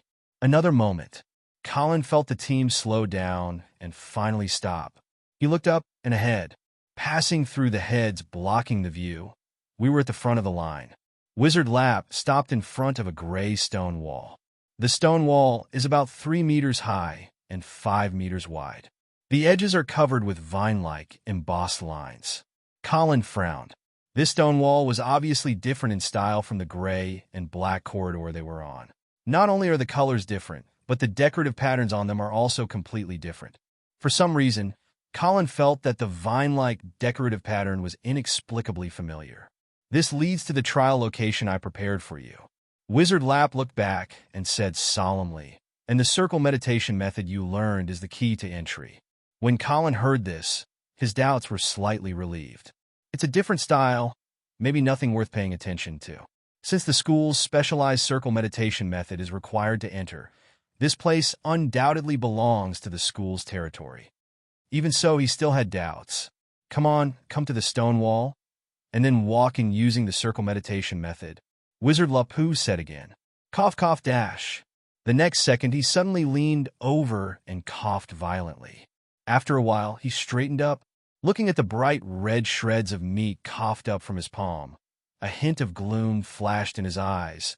He looked at the apprentice in front of him and urged, I don't have much time. Come on, hurry up. Needham, who was originally at the front of the team, suddenly hesitated. Aha!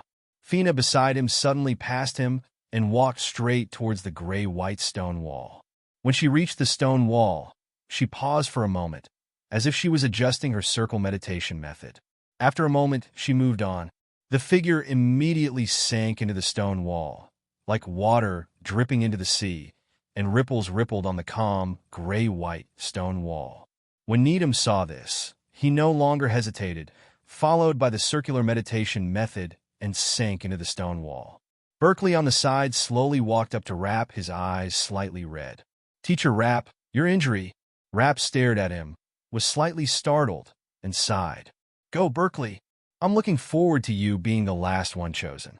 Yes, Teacher Rap. Berkeley paused and replied slowly. He exhaled slightly. His face returned to calm. He no longer hesitated and walked towards the gray-white stone wall. The circle meditation method was running, and the gray-white stone wall swallowed his body. Just like entering the corridor before. One by one, the apprentices sank into the stone wall. Colin, who was walking in the back half, glanced at the Lap Wizard standing next to the gray-white stone wall and saw that there were fewer and fewer apprentices around him. No longer hesitating, he sighed slightly in his heart and walked toward the stone wall using the initial circle meditation method. No matter how doubtful he is, no matter how worried he is, he had no other choice now. He could only sink into the gray-white stone wall like other apprentices. As the last apprentice walked in, the ripples on the gray-white stone wall gradually stopped. The lap wizard on the side stood quietly, looking at the gray-white stone wall with vine patterns, wondering what he was thinking. He frowned slightly. The unbearable pain, like gnawing by ants, came from his chest and abdomen again. He felt his throat was itchy, and he couldn't help but cough violently again. Cough, cough, cough. A huge cough echoed in front of the gray stone wall, and then continued to spread along the long corridor behind, stirring up echoes. Rap seemed to be coughing out his own entrails. He did cough up something. This time, no one else was present. He no longer covered his mouth and nose, and slender bright red meat strands that looked like living creatures were still spurting out from his mouth and nose with mucus. Looking at the slender bright red meat strands scattered on the ground, twisting like maggots, his expression became even more ugly. A flash of fear quietly flashed through his eyes. Tongue! Orange flames appeared out of thin air at the bright red meat shreds, burning them. Squeak! In the flames, those slender bright red meat strands twisted even more violently. If you watch carefully, there seems to be a faint neighing sound coming from it. Fortunately, after a while, these shreds of flesh finally turned into a puddle of black ashes. Wizard Lap withdrew his gaze and closed his eyes slightly, as if he was adjusting something. After a moment, he opened his eyes and strode towards the stone wall. Like other apprentices, they were submerged into the gray-white stone wall. Asterisk, asterisk, asterisk. Come down, come down. There is no light, no sound, just the weightless feeling of falling. After a while, light came. Colin regained his vision and looked around. The gray-white floor is flat, and the walls are smooth. This is a wide hall. It seems to have been transformed from a huge natural cave. There are also many bamboo-shaped, milky white stalactites hanging upside down from the roof of the hall. Aha!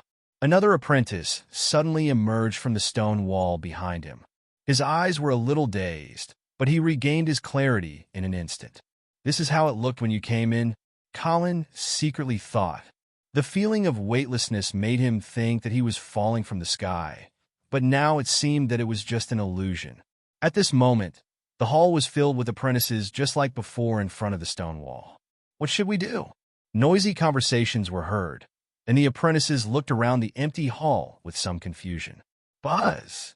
At this moment, a dense circle of black iron pillars, about 100 in number, suddenly rose in the middle of the hall. Then, above them, wisps of blue-green light balls quietly emerged. Then, before the apprentices could react, those balls of light suddenly dissipated and were replaced by red flowers. The flowers are nothing special. They are ordinary 5-petal shapes. But it's also red leaves are a little special. They actually look like human palms. There are 2 pieces in total, just enough to hold the flower in the center. Yerwa? An apprentice exclaimed.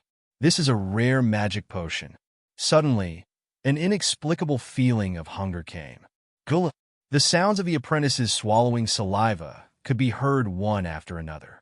Peak apprentices like Berkeley or other high-level apprentices are okay and can still control their hunger desires.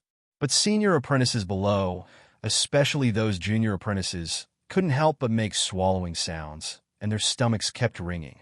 But they all tried hard to restrain themselves and hesitated to step forward immediately. At this moment, Wizard Lapu's voice suddenly came from behind. What are you still waiting for? This is the trial I have prepared for you, and it is also a ceremony to assist you in becoming a formal wizard. This is the first stage of the ceremony. Go ahead and take the night flower. It can elevate your body to the realm of a great knight. Even if you're already a great knight, it can enhance your vitality. The Lap wizard was floating in mid-air with a calm expression. A junior apprentice finally couldn't bear the temptation, rushed forward, grabbed a night flower and swallowed it. As soon as the red flower touched his lips, it turned into thick, bloody mucus, which was poured into the apprentice's mouth by the leaves of the same bloody palm. He is just the beginning. Soon, there were many junior apprentices like him who could no longer resist the temptation and swallowed the night flowers. More apprentices were still hesitant. The soul is keen. It understands what is good for itself. This hunger is normal. Wizard Lap explained. If I want to harm you, why bother? This is just a ceremony to help you advance to become a formal wizard. Only those who have perfectly absorbed the effects of these drugs can advance to become a formal wizard with my help. Go quickly. The next auxiliary medicine will be presented in a while. Needham looked around at the cowering apprentices, sneered, strode forward, and became the first intermediate level or above apprentice to swallow the night flower. At this time, those apprentices who were the first to take the night flower gradually opened their eyes and looked happy. The blood armor unique to the great knights appeared on them. The next moment, more apprentices stepped forward without hesitation. Ah! The blue-green light ball appeared again, and another strange auxiliary medicine emerged. Moon leaves. It is a crescent-shaped white leaf that can enhance vitality and slightly lift the spirit. This plant is now on its third. But the apprentices did not rush forward. Instead, they stood silently. At a glance, there were no light balls on some short black iron pillars. Click!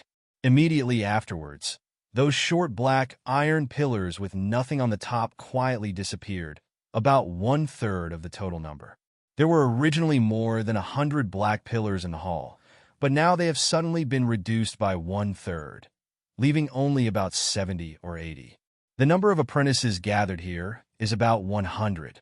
When there were more than 100 black pillars in the hall before, more than 100 potions appeared, and each of them could get one, and there were even some left.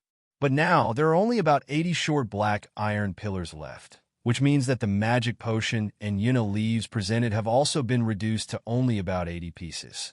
More than 80 pieces are obviously not enough for the more than 100 apprentices in the hall. Colin was mixed in with the crowd. He raised his head slightly and glanced around.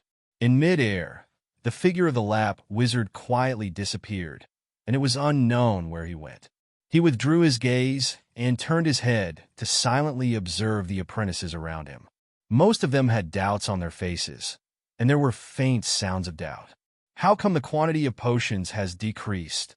Where did Mr. Rapp go? How should we allocate it? Most people tried hard to restrain their desires and hoped that the Lap wizard would come forward to explain. But the figure of Wizard Lap never appeared. Gulu. Finally, a junior apprentice couldn't hold back the hunger and thirst brought by the strange fragrance and broke the situation. Ah! He quickly stepped forward and swallowed the potion. After swallowing, the potion gradually takes effect. The junior apprentice's face was filled with joy. His energy and blood became fuller, and his spirit became fuller. Seeing this, no one is willing to wait any longer, especially those who have tasted the sweetness of the magic potion before. They can't sit back and watch these moon leaves being divided up by others. Colin also stepped forward quickly, and with superhuman speed, grabbed a moon leaf. After getting the leaves, he did not swallow them. He covered them with his hands and pretended to swallow them. In fact, he quietly collected them in his arms. Previously, when the first plant, the year flower, was presented, the Lap wizard watched in midair. Basically, everyone swallowed Yirwa in front of the Lap wizard. After the second auxiliary medicine was presented, the Lap wizard left. A long-haired wizard's apprentice. Perhaps he saw the Lap wizard disappear. So he did not hide the fact that he had not swallowed the night flowers like Colin, and secretly spit out the night flowers. Instead, he spat out the blood-colored liquid transformed from year flowers without any concealment. This also made Colin notice him. It also made him understand that apparently some apprentices only swallowed Yirwa and did not swallow it in their stomachs. Soon, the fight for Takina's leaves ends. Those apprentices who did not grab the potion looked regretful. But his strength and luck are not as good as others, so he doesn't say anything. Colin turned his head slightly and looked around. At this time, the long-haired male wizard who had vomited night flowers like him was not far to his right, holding the second and third potions in his hand openly. Colin's eyes flickered. There are not many apprentices like the long-haired wizard, but there are quite a few, and most of them are senior wizard apprentices. He held the last two potions in his hands. As for whether the first Yirwa was swallowed, Colin didn't know. He only clearly saw the long-haired male wizard vomiting out night flowers. Other intermediate or junior apprentices basically couldn't resist the temptation of the strange fragrance and had already swallowed the auxiliary medicine. Just when Colin retracted his gaze and was about to turn his head, click, several bolts of lightning appeared out of thin air. In the peripheral vision, the long-haired male wizard instantly turned into charcoal. As a senior wizard apprentice, he didn't even have time to scream. Such power has exceeded the scope of apprenticeship. There were 2 or 3 apprentices who met the same fate as him. Colin's pupils shrank before he could react. Immediately afterwards, another change occurred. An invisible force swept through the ceremony. Puff! Ho-ho dash! Ah! Among the crowd, some wizard apprentices suddenly had large amounts of blood mist appear on their bodies, fell down wailing, and soon lost their voices. In this way, in just an instant, more than 40 corpses were lying on the gray-white floor of the hall. The remaining 60 or so apprentices also stopped in horror due to the abnormality and looked at each other. The whole hall fell silent. How is this going? It took a long time before an apprentice murmured. As his words fell, noisy voices sounded like a surge. Where's Mr. Rapp? Teacher Rapp must know the reason for this. Needham on the right side of the hall looked gloomy. He turned to Berkeley not far away and asked, Teacher, what do you mean? The lightning just now struck suddenly and was astonishingly powerful. Even though he was a peak apprentice, there was no guarantee that he would be able to successfully survive lightning. And the blood mist was even more strange and inexplicable. I don't know. Berkeley shook his head, paused and said, Maybe there was an emergency. Ah! Fina on the side sneered.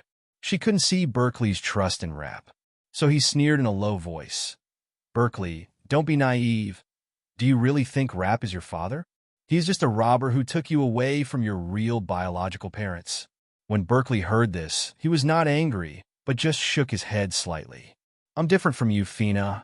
I remember clearly that my parents took the initiative to sell me to Teacher Rapp for a gold coin. He paused and then said, If it weren't for Teacher Rapp, I might have become an abandoned child dying on the roadside. Ina retorted with a cold face. It's just that you are self-righteous.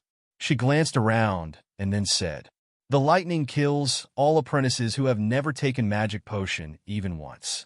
Those who died suddenly were all apprentices who had only taken the potion once or twice and had not taken the moon leaf for the 3rd time. Obviously, this is a ritual with an elimination mechanism. Your dear Rapp, father, never cared about our lives, nor yours at all. She made no secret of her reasoning, and although her voice was not loud, it was enough for the remaining apprentices present to hear clearly. Many apprentices' faces changed color when they heard this. Colin remained calm on his face, secretly hiding the potions he had collected earlier. His eyes scanned the surroundings slightly, and he relaxed slightly after making sure no one noticed him. But there were many doubts in my heart. Regardless of whether Fina's inference is correct, the current situation she observed is indeed correct. Those apprentices who died, indeed, as he said, did not take the potion completely in order. But I clearly didn't take the magic potion, so why wasn't it wiped away by lightning? Colin's brows knitted together. But before he could think about it deeply, tongue, as the blue-green ball of light flashed past, a new potion was presented again. But this time, the number is even smaller. A rough estimate is that there are only about 30 copies left. The blank black iron pillars slowly sank, just like the hearts of the remaining apprentices in the hall suddenly sank. Ah! This time, they no longer looked humble. There was no starter, but all the apprentices moved in unison the moment the blue-green light ball dispersed. Whoosh! The 20 or so senior wizard apprentices had a tacit understanding and did not compete with each other. Instead, they spread out and took the lead in occupying 2/3 of the potions. The remaining intermediate apprentices were lucky enough to be closer to the black pillar, and there were no senior apprentices around to compete with them, so they were lucky enough to grab a potion and swallow it wholeheartedly. As for junior apprentices, a 12 or 13-year-old junior wizard apprentice who was lucky enough to grab the potion howled in pain and flew to the side heavily. He was severely knocked away by a thin and pale intermediate wizard beside him. The potion fell from his hand and was thrown into the air, where it was scrambled by several intermediate wizards who had been waiting for a long time. All of a sudden, the sounds of witchcraft, curses, and painful wails were heard endlessly. The other side, Colin, who had just grabbed a new potion, suddenly changed his expression and moved slightly to the left. He dodged a fierce acid attack aimed at his head. He held a cone bullet and turned back sharply. What came into view was the female apprentice Carrie, who had forced him to help and go to Regina to reconcile the relationship. At this moment, Carrie was looking at him in surprise as he dodged the attack. Laugh! Colin's eyes turned cold, and the cone bullet flew out without hesitation and shot towards Carrie. Boom! Ah! Caught off guard, a large hole was shot out of Carrie's abdomen, and the severe pain made her scream in agony. This painful howl also caused the few apprentices who were watching around to stop, and they quickly turned around and attacked other people. Colin raised his head and no longer cared about the dying Carrie. After scanning the surrounding area coldly, he pretended to take the magic potion under the cover of his palm. Secretly, he kept it in his arms like the magic potion before. Soon, the situation gradually came to a standstill. Looking around, there were only 43 wizards still standing, including himself.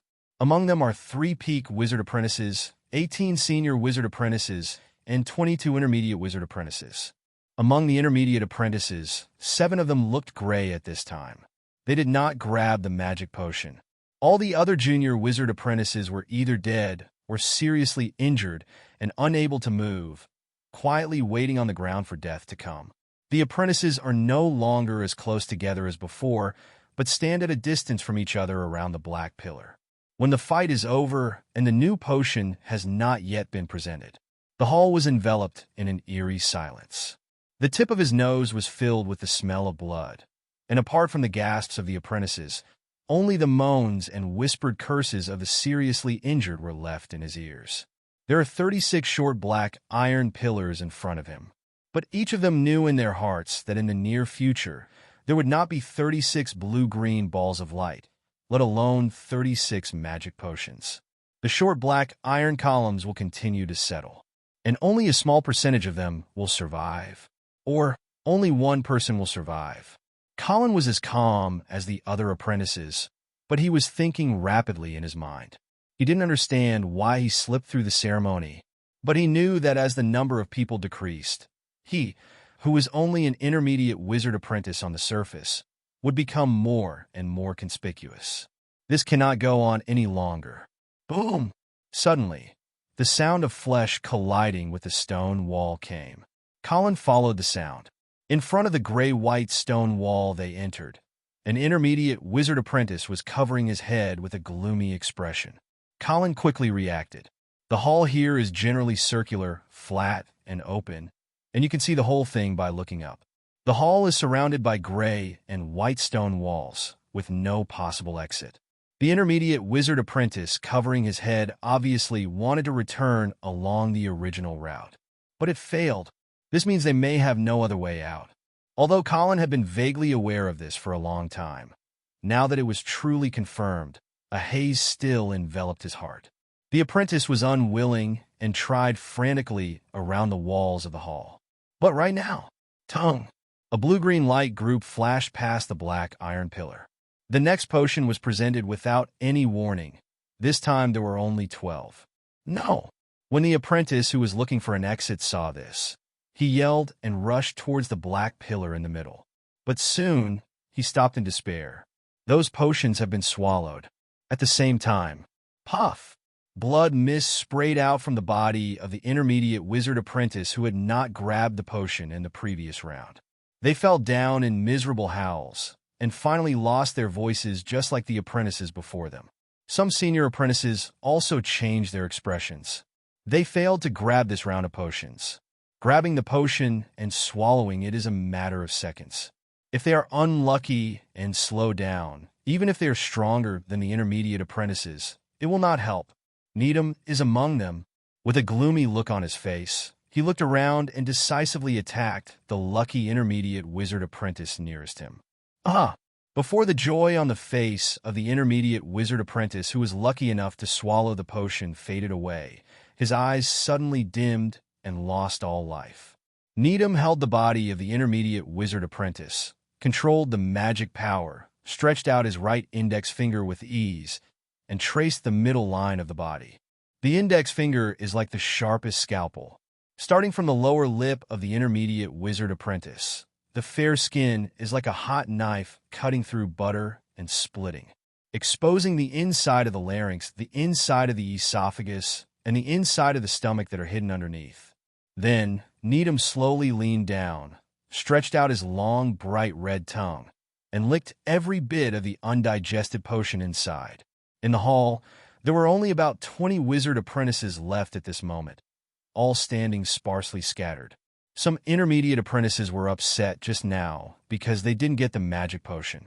But at this moment, looking at Needham's actions, I couldn't help but feel a little lucky. But soon, I thought that the ceremony would continue. The blue-green light would still flash, and the black iron pillars would continue to sink. The joy in their hearts was like a candle in the wind, fleeting. On the left side of the hall, Colin looked at Needham with a calm expression, but felt a little nauseous in his heart. Suddenly, there were slight footsteps approaching him. Colin. Then a familiar voice came. He followed the sound. After seeing it clearly, he said hello. Captain Holt. Holt, who had green hair and looked as gentle and harmless as a plant, smiled and said, I didn't expect that when we meet again, it will be like this. I'm afraid it will be the last time. Although his tone was as gentle as ever, it had a heavy meaning for some reason. Colin pursed his lips and said, Captain Holt, didn't you grab the magic potion? Yeah. Holt nodded with a gentle expression. It was precisely because he didn't grab the potion that he didn't want to do what Needham did. I happened to see Colin again, so I walked up and wanted to chat with Colin, who also failed to grab the potion. He stood next to Colin, looked at Needham, who was leaning down not far away, and frowned. That's disgusting. Yes. Colin nodded in agreement. But my heart was full of mixed feelings. He deliberately didn't fight for the potion. Otherwise, with his speed and strength, he would definitely be able to grab a potion. Even if he continues, he may be able to defeat everyone and become the ultimate survivor. But this meant nothing to him. At this point, it is obvious that there is something evil going on in this ritual.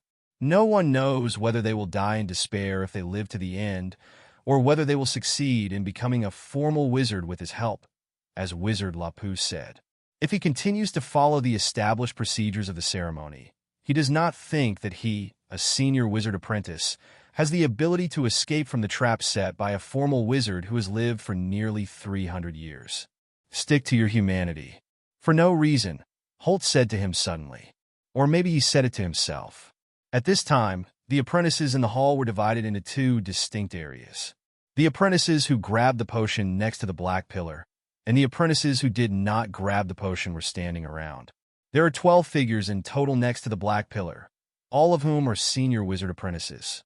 It's all now. A moment ago, there were several lucky intermediate wizard apprentices. At this moment, they all turned into split corpses like Needham's mid-level wizard apprentice. No doubt. Following Needham's demonstration, several senior wizard apprentices, unable to withstand their thirst for life and fear of death, did the same thing as him. Colin watched them quietly, and suddenly his expression changed slightly. Stick to your humanity. He paused, sighed, and repeated what Holt had just said. In supersensory vision, the aura of humanity and knowledge that covered the several senior wizard apprentices who later performed the same tasks as Needham suddenly became thinner. One of them even broke into pieces and dissipated. Those filthy black spots, which seemed to be transformed into the most filthy things in the world, were like tired birds returning to their nests, rushing toward the senior apprentice whose humanity and knowledge were shattered. Suddenly, alienation began. No!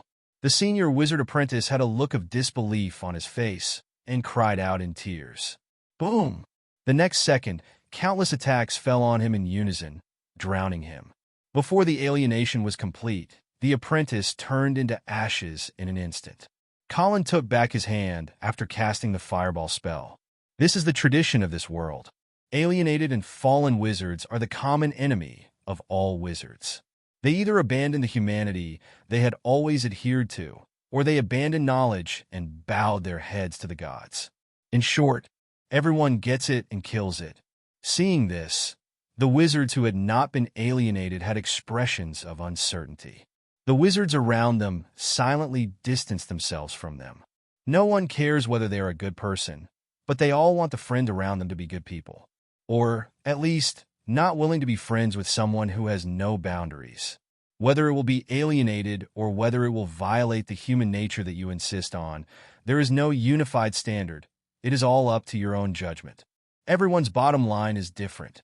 For example, Needham's aura of humanity and knowledge did not change at all before and after he killed the intermediate wizard apprentice.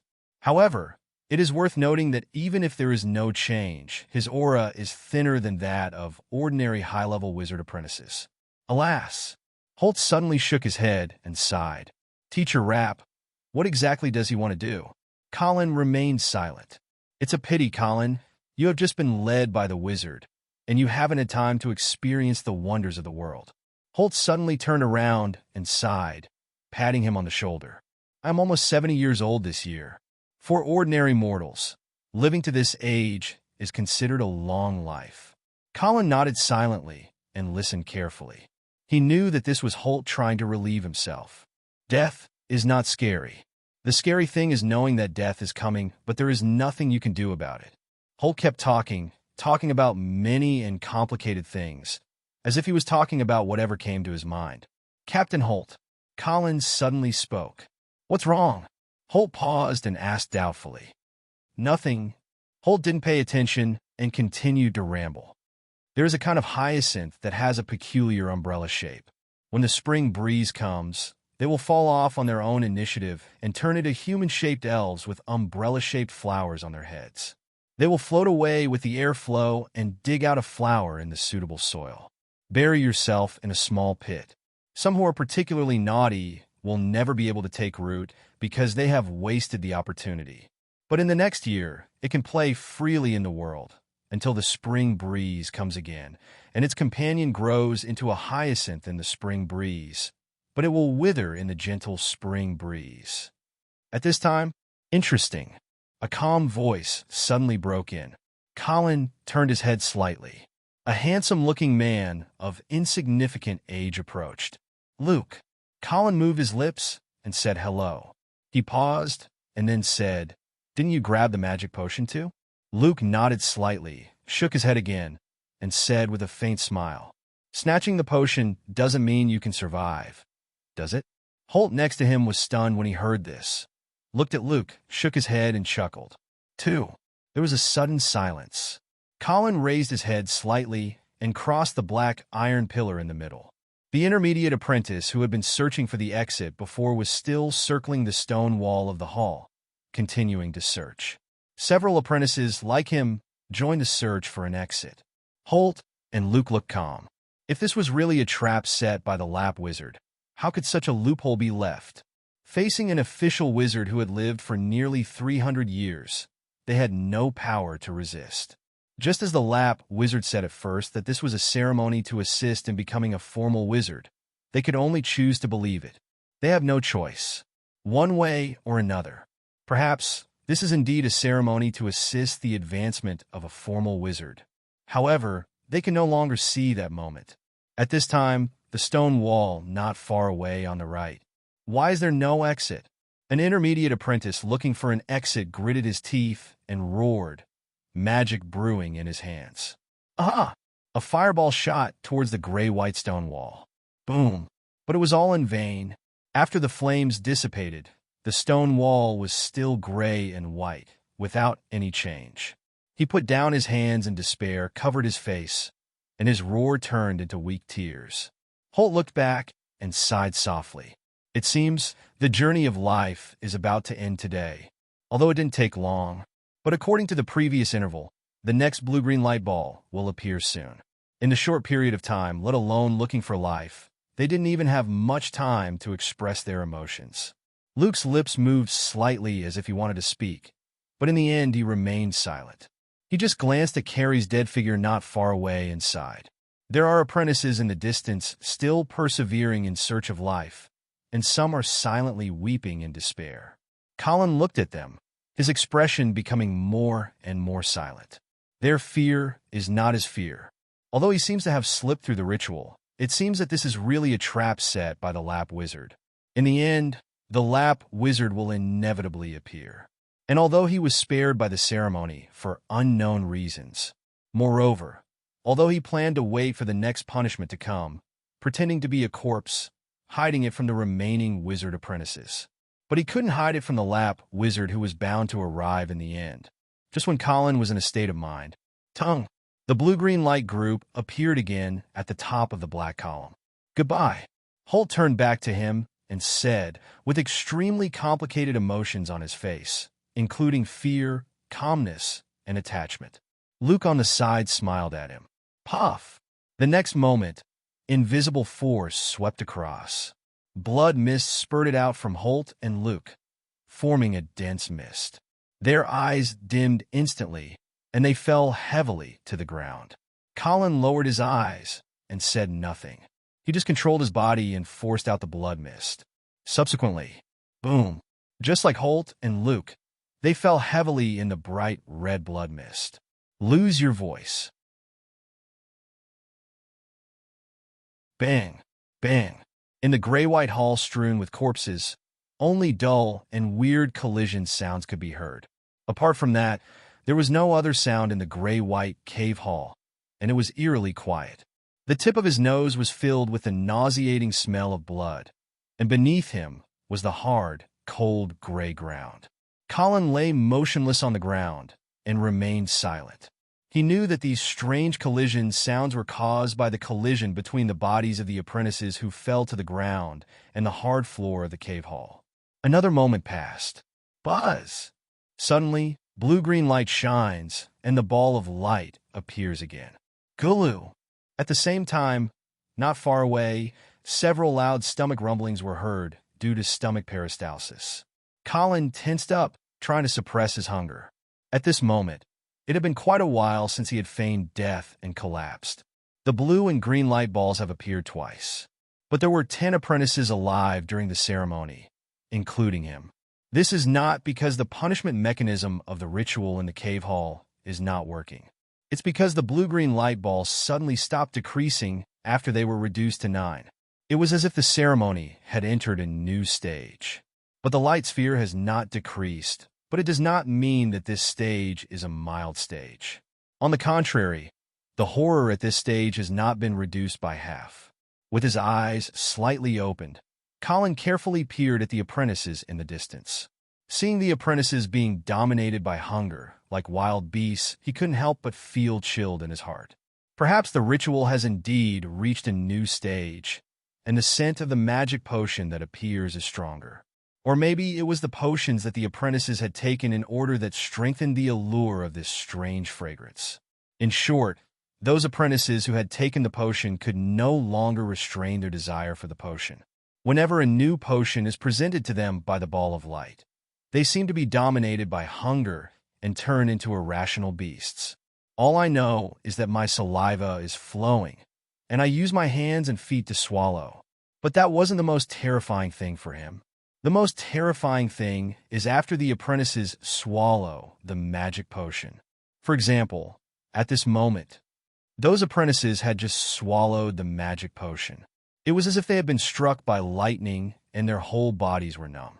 The apprentices lost consciousness like dead trees and fell heavily to the ground. Bang! Amidst the crashing sound like a command signal, the real change quietly began. Due to the angle of view, Colin didn't see it clearly, but the bodies of the apprentices swelled inexplicably like waves, and the strange rustling sounds came from their ears. But it made him feel as if there were leeches clinging to his skin, and he felt an inexplicable chill in his heart. He knew that such changes among the apprentices would last for a long time until the next potion was presented. They will suddenly wake up again and turn into hungry beasts. We can't wait any longer, Colin secretly thought to himself. After entering the passage to the gray-white stone wall, he had been secretly using the suspended cone bomb to judge and record the direction. Unfortunately, although the general direction can be determined due to the twists and turns of the passage and the height differences, therefore he could not determine the specific distance traveled and how far it was on the surface. But the location of the gray-white stone wall is roughly on the west side of the central castle. It is almost the location on the west side of Black Rock City. Before he could think about it, suddenly, cough, cough, cough. Lapu's violent coughing sound came faintly from behind, getting closer and closer. Colin's scalp exploded. At the same time, Colin. A familiar voice appeared in his heart out of thin air. Before he could ask, then I heard a familiar voice in my heart continue to speak. There is no time to explain. Wizard Lapu will be back soon. Follow my guidance and escape from here. Colin's expression changed slightly, and a flash of determination flashed in his eyes. No time to think too much. No matter what path this voice leads, it can't be worse than facing the Lap Wizard directly. After all, for the supersensible state, the aura on his body was like a torch, so conspicuous that such a superficial disguise was meaningless. He has not yet had time to grasp the white crystal pendant on his chest, and can only passively form a mental fog. This is also extremely conspicuous in the supersensory state. As for placing hope on the Lap Wizard not to activate the supersensory state, he's not so naive. Although he had many thoughts in his mind, he made a decision almost instantly. In a desperate situation, even if what is handed to you is not a life-saving straw, but a red-hot iron rod, you should grab it without hesitation. The powerful body control ability brought by the ultimate knight made him stand up quietly, like an agile cat. The apprentices who fell to the ground were unaware. Colin didn't stop at all, took steps, and rushed towards a stone wall in a corner of the hall. Then, like raindrops falling into a lake, his figure quietly disappeared after a ripple. Then, inside the gray-white cave hall, blue-green light shone again, and loud stomach rumbles sounded one after another. Mid-air, the figure of the Lap Wizard also appeared quietly, floating quietly.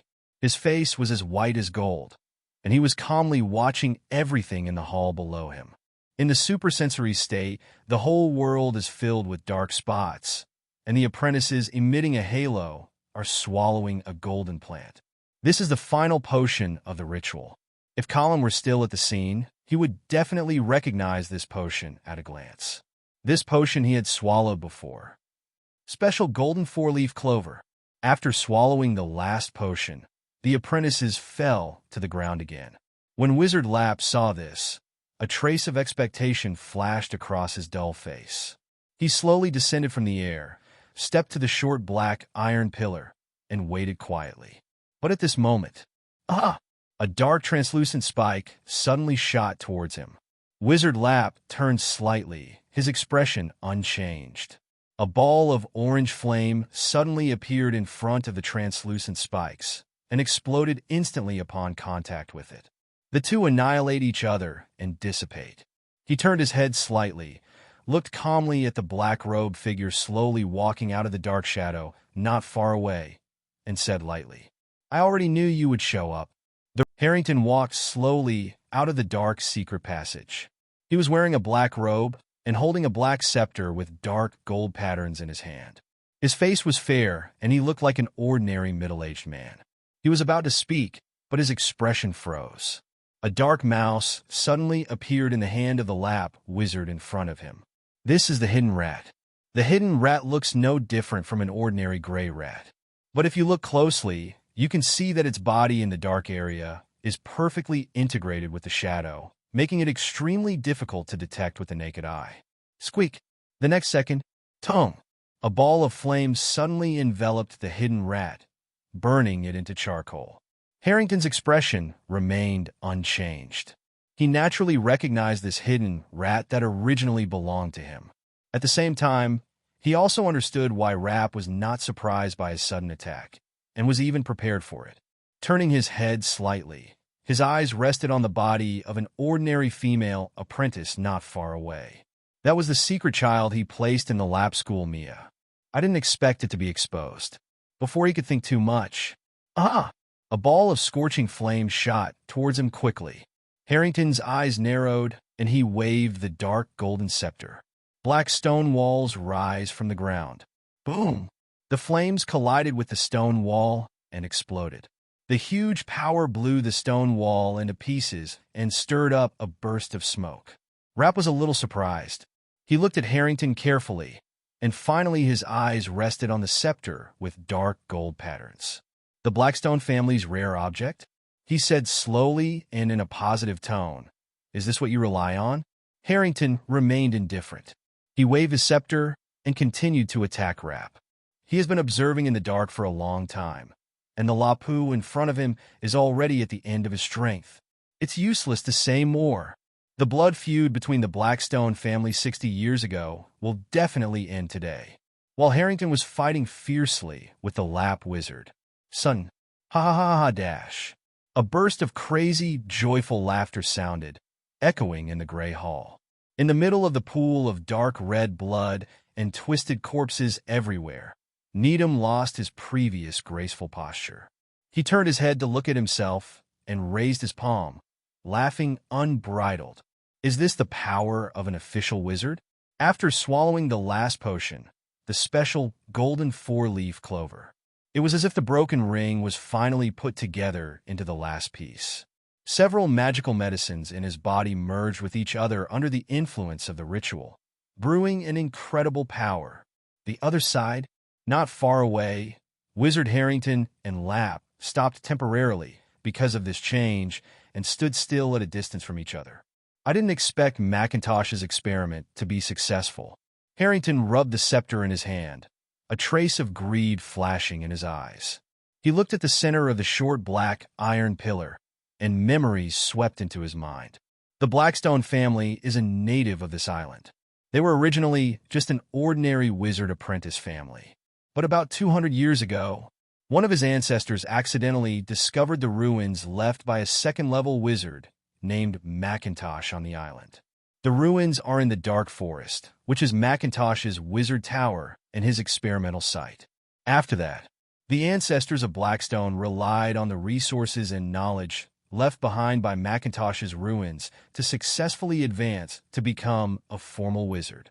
It also started the era when the Blackstone family ruled the island, until 60 years ago, the ancestor was assassinated by Lapu in front of him. On that dark moonlit night, young Harrington fled in panic from Blackstone Castle under the leadership of his loyal servant. At first, he originally thought that Rapp had left with the loot. After all, this is just a barren island, and the Lap wizard never showed up on the island. The residents of the island knew nothing, but suddenly discovered that the Blackstone family that originally ruled the island had disappeared for some reason. But after a while, when the island residents were suffering from the loss of official wizard protection, the culprit who caused all this, the Lap wizard, but he no longer hides, coming like a savior to rebuild the order of Blackstone Island. At the same time, he replaced the Blackstone family and became the new ruler of the island. As a young man at the time, he didn't know why the Lap wizard stayed on this barren island at first, until he worked hard out of hatred and read through the books and materials that the family had hidden in another place for backup. After learning about Macintosh's ruins hidden in the Dark Forest and his crazy experiments from above, I quietly realized, Needham, come and help me quickly. At this time, Wizard Lap's thoughts moved slightly, and he suddenly turned his head and gave a deep command to Needham. Needham's eyes flickered next to the short black iron pillar, and he looked at the situation in front of him with some hesitation. Why are you still standing there? Do you really think you have become a formal wizard? Wizard Lap snorted and urged again. When Needham heard this, his expression changed and he felt himself carefully. He did not doubt what the Lap wizard said. He didn't know anything about Macintosh's experiments. In his opinion, there is no doubt that the ritual here was designed by Lap wizards. And now it seems that the effect of the ritual here is indeed, as the Lap wizard said, it can help them advance to become a formal wizard. Although the process was a bit cruel, he was the final winner. He didn't resent the Lap wizard. He was even a little grateful. And those cruel processes were just some hardships and thorns on his road to success. He no longer cares. Soon, Needham gradually sank. As Wizard Lap said, although his current state is much stronger than before. But upon closer inspection, there is indeed a hint of disharmony. It seems that the soul is slightly weaker than the body and has not yet reached the level of a formal wizard. Although there are many thoughts in the heart, in reality, it is only a moment. Needham turned his head to look at Wizard Lap with a respectful expression. "Okay, teacher, I'll come right away." As he walked towards Harrington, he spoke, his voice gradually becoming louder. "Take one step with him." Click. The joints on the body kept making sounds like exploding beans. Needham's figure swelled in the wind, and in an instant he was transformed from a gentle and thin wizard into a huge and ferocious monster covered in black armor. This is his signature witchcraft, flesh and blood reproduction. At this moment, under the surging power coming from the body, the power is far greater than before, and it has reached the category of official wizard. When Harrington saw this, his expression changed. But his attention was still focused on the center of the black pillar further away. At this time, Needham, who transformed into a huge black-armored monster, suddenly let out a menacing howl. His steel-like horny black armor is melting like wax, turning into flowing black-red liquid flowing down his body. "No!" Wizard Lap let out a low cry and quickly turned his head. But what he was looking at was not Needham, who was gradually melting, but it was in the center of the black pillar not far away. Harrington did the same, staring intently at the center of the black pillar. There, at some point, a gray-white stone pillar with a vine-like pattern that was obviously different from the other black pillars quietly appeared.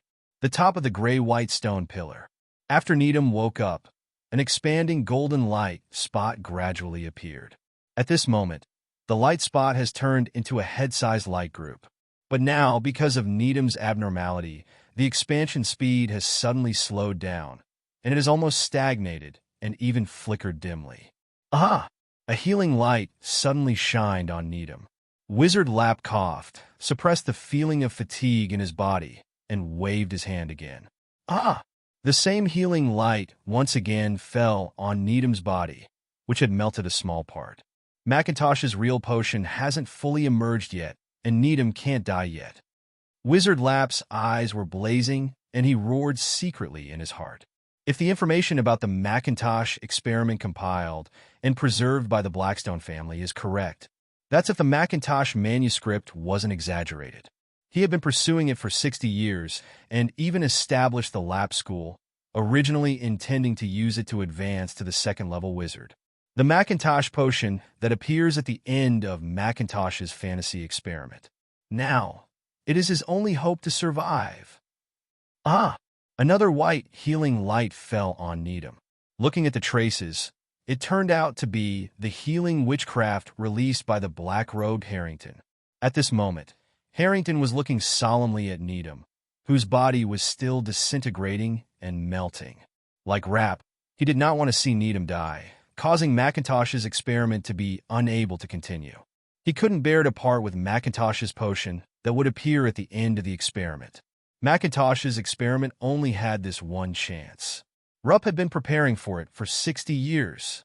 If you fail this time, you may never get Macintosh's potion again. And now he is just a peak wizard apprentice. He can barely exert the strength of a first-level junior wizard only by relying on the dark gold pattern scepter in his hand. But if Macintosh's manuscript is not false, if only he could get Macintosh's potion, maybe he can become the second official wizard in the history of the Blackstone family. In this way, as a genuine and official wizard, he can rule Blackstone Island again and restore the glory of the Blackstone family. Certainly, he is not stupid either. This was a judgment he made after carefully weighing it. Take a look at the entire gray-white cave hall. The Lap wizard has been seriously injured and is on the verge of death. Now he is overstretching his body to cast healing witchcraft. His condition will only get worse in the future. Not to mention Needham, whose body melted. By the time Macintosh's magic potion appears, no one will cast healing spells on his behalf. Maybe he will collapse and die. As for the other apprentices who fell on the ground with their chests heaving slightly, there was no need to worry. So, to the end, there will always only be a duel between him and Lap, no different from now. It will even be more advantageous because the Lap wizard casts healing witchcraft to overdraw the body. Harrington glanced around and made a decision in his mind. He continued to wave the dark gold scepter in his hand. Although he could just watch the Lapu wizard heal Needham's collapsed body without consuming magic power. But there is no room for error in the magic potion, and it may not be possible to cure it by Lap alone. Ah! A stronger healing light than before flew out from the top of the dark gold wand in his hand and shot toward Needham. Buzz! It seems that quantitative changes cause qualitative changes. Under the continuous healing witchcraft he and Lapu cast, not far away, Needham actually changed. His condition gradually stabilized, and his body no longer disintegrated and melted.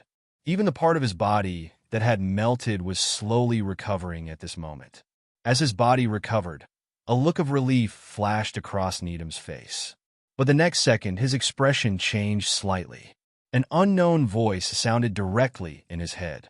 "Don't be nervous, Macintosh, participant of the experiment. I am Macintosh, the tower spirit of the Wizard Tower." The voice was mechanical and cold, unable to distinguish between male and female. Now it seems to be interfered with by something, and it is not stable enough. It sounds stumbling and not clear. Needham glanced at Harrington and Rapp, who were unaware. There was no emotion on their faces. The ritual you have gone through is the last and most proud experiment designed by Wizard Macintosh in his life. He also gave his name to it, Macintosh's experiment. Needham was slightly startled. Isn't this a ritual established by the Lap wizards to assist them in becoming official wizards? He was confused, but he didn't waste time to refute the doubt. Thoughts kept flashing through his mind. He grasped the key points and asked in his mind, what was the purpose of Macintosh's experiment? If this is not a ritual established by Lap wizards, then its purpose may not be, as Wizard Lap said, to assist them in becoming official wizards. It would be difficult to explain to you, the participants, the great purpose of the Macintosh experiment in a short period of time.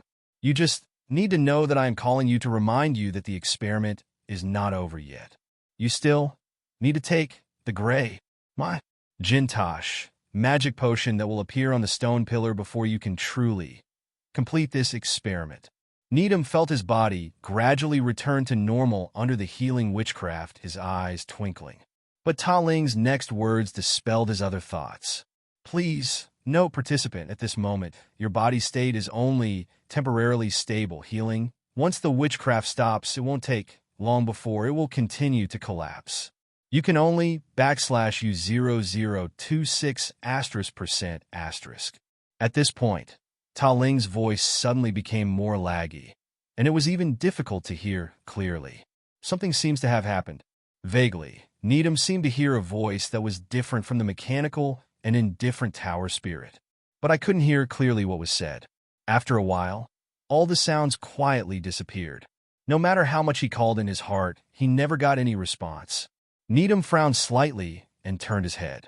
At this moment, Wizard Lap and Harrington were standing on both sides of the gray-white stone pillar, and they were continuously casting healing witchcraft on him in tacit agreement.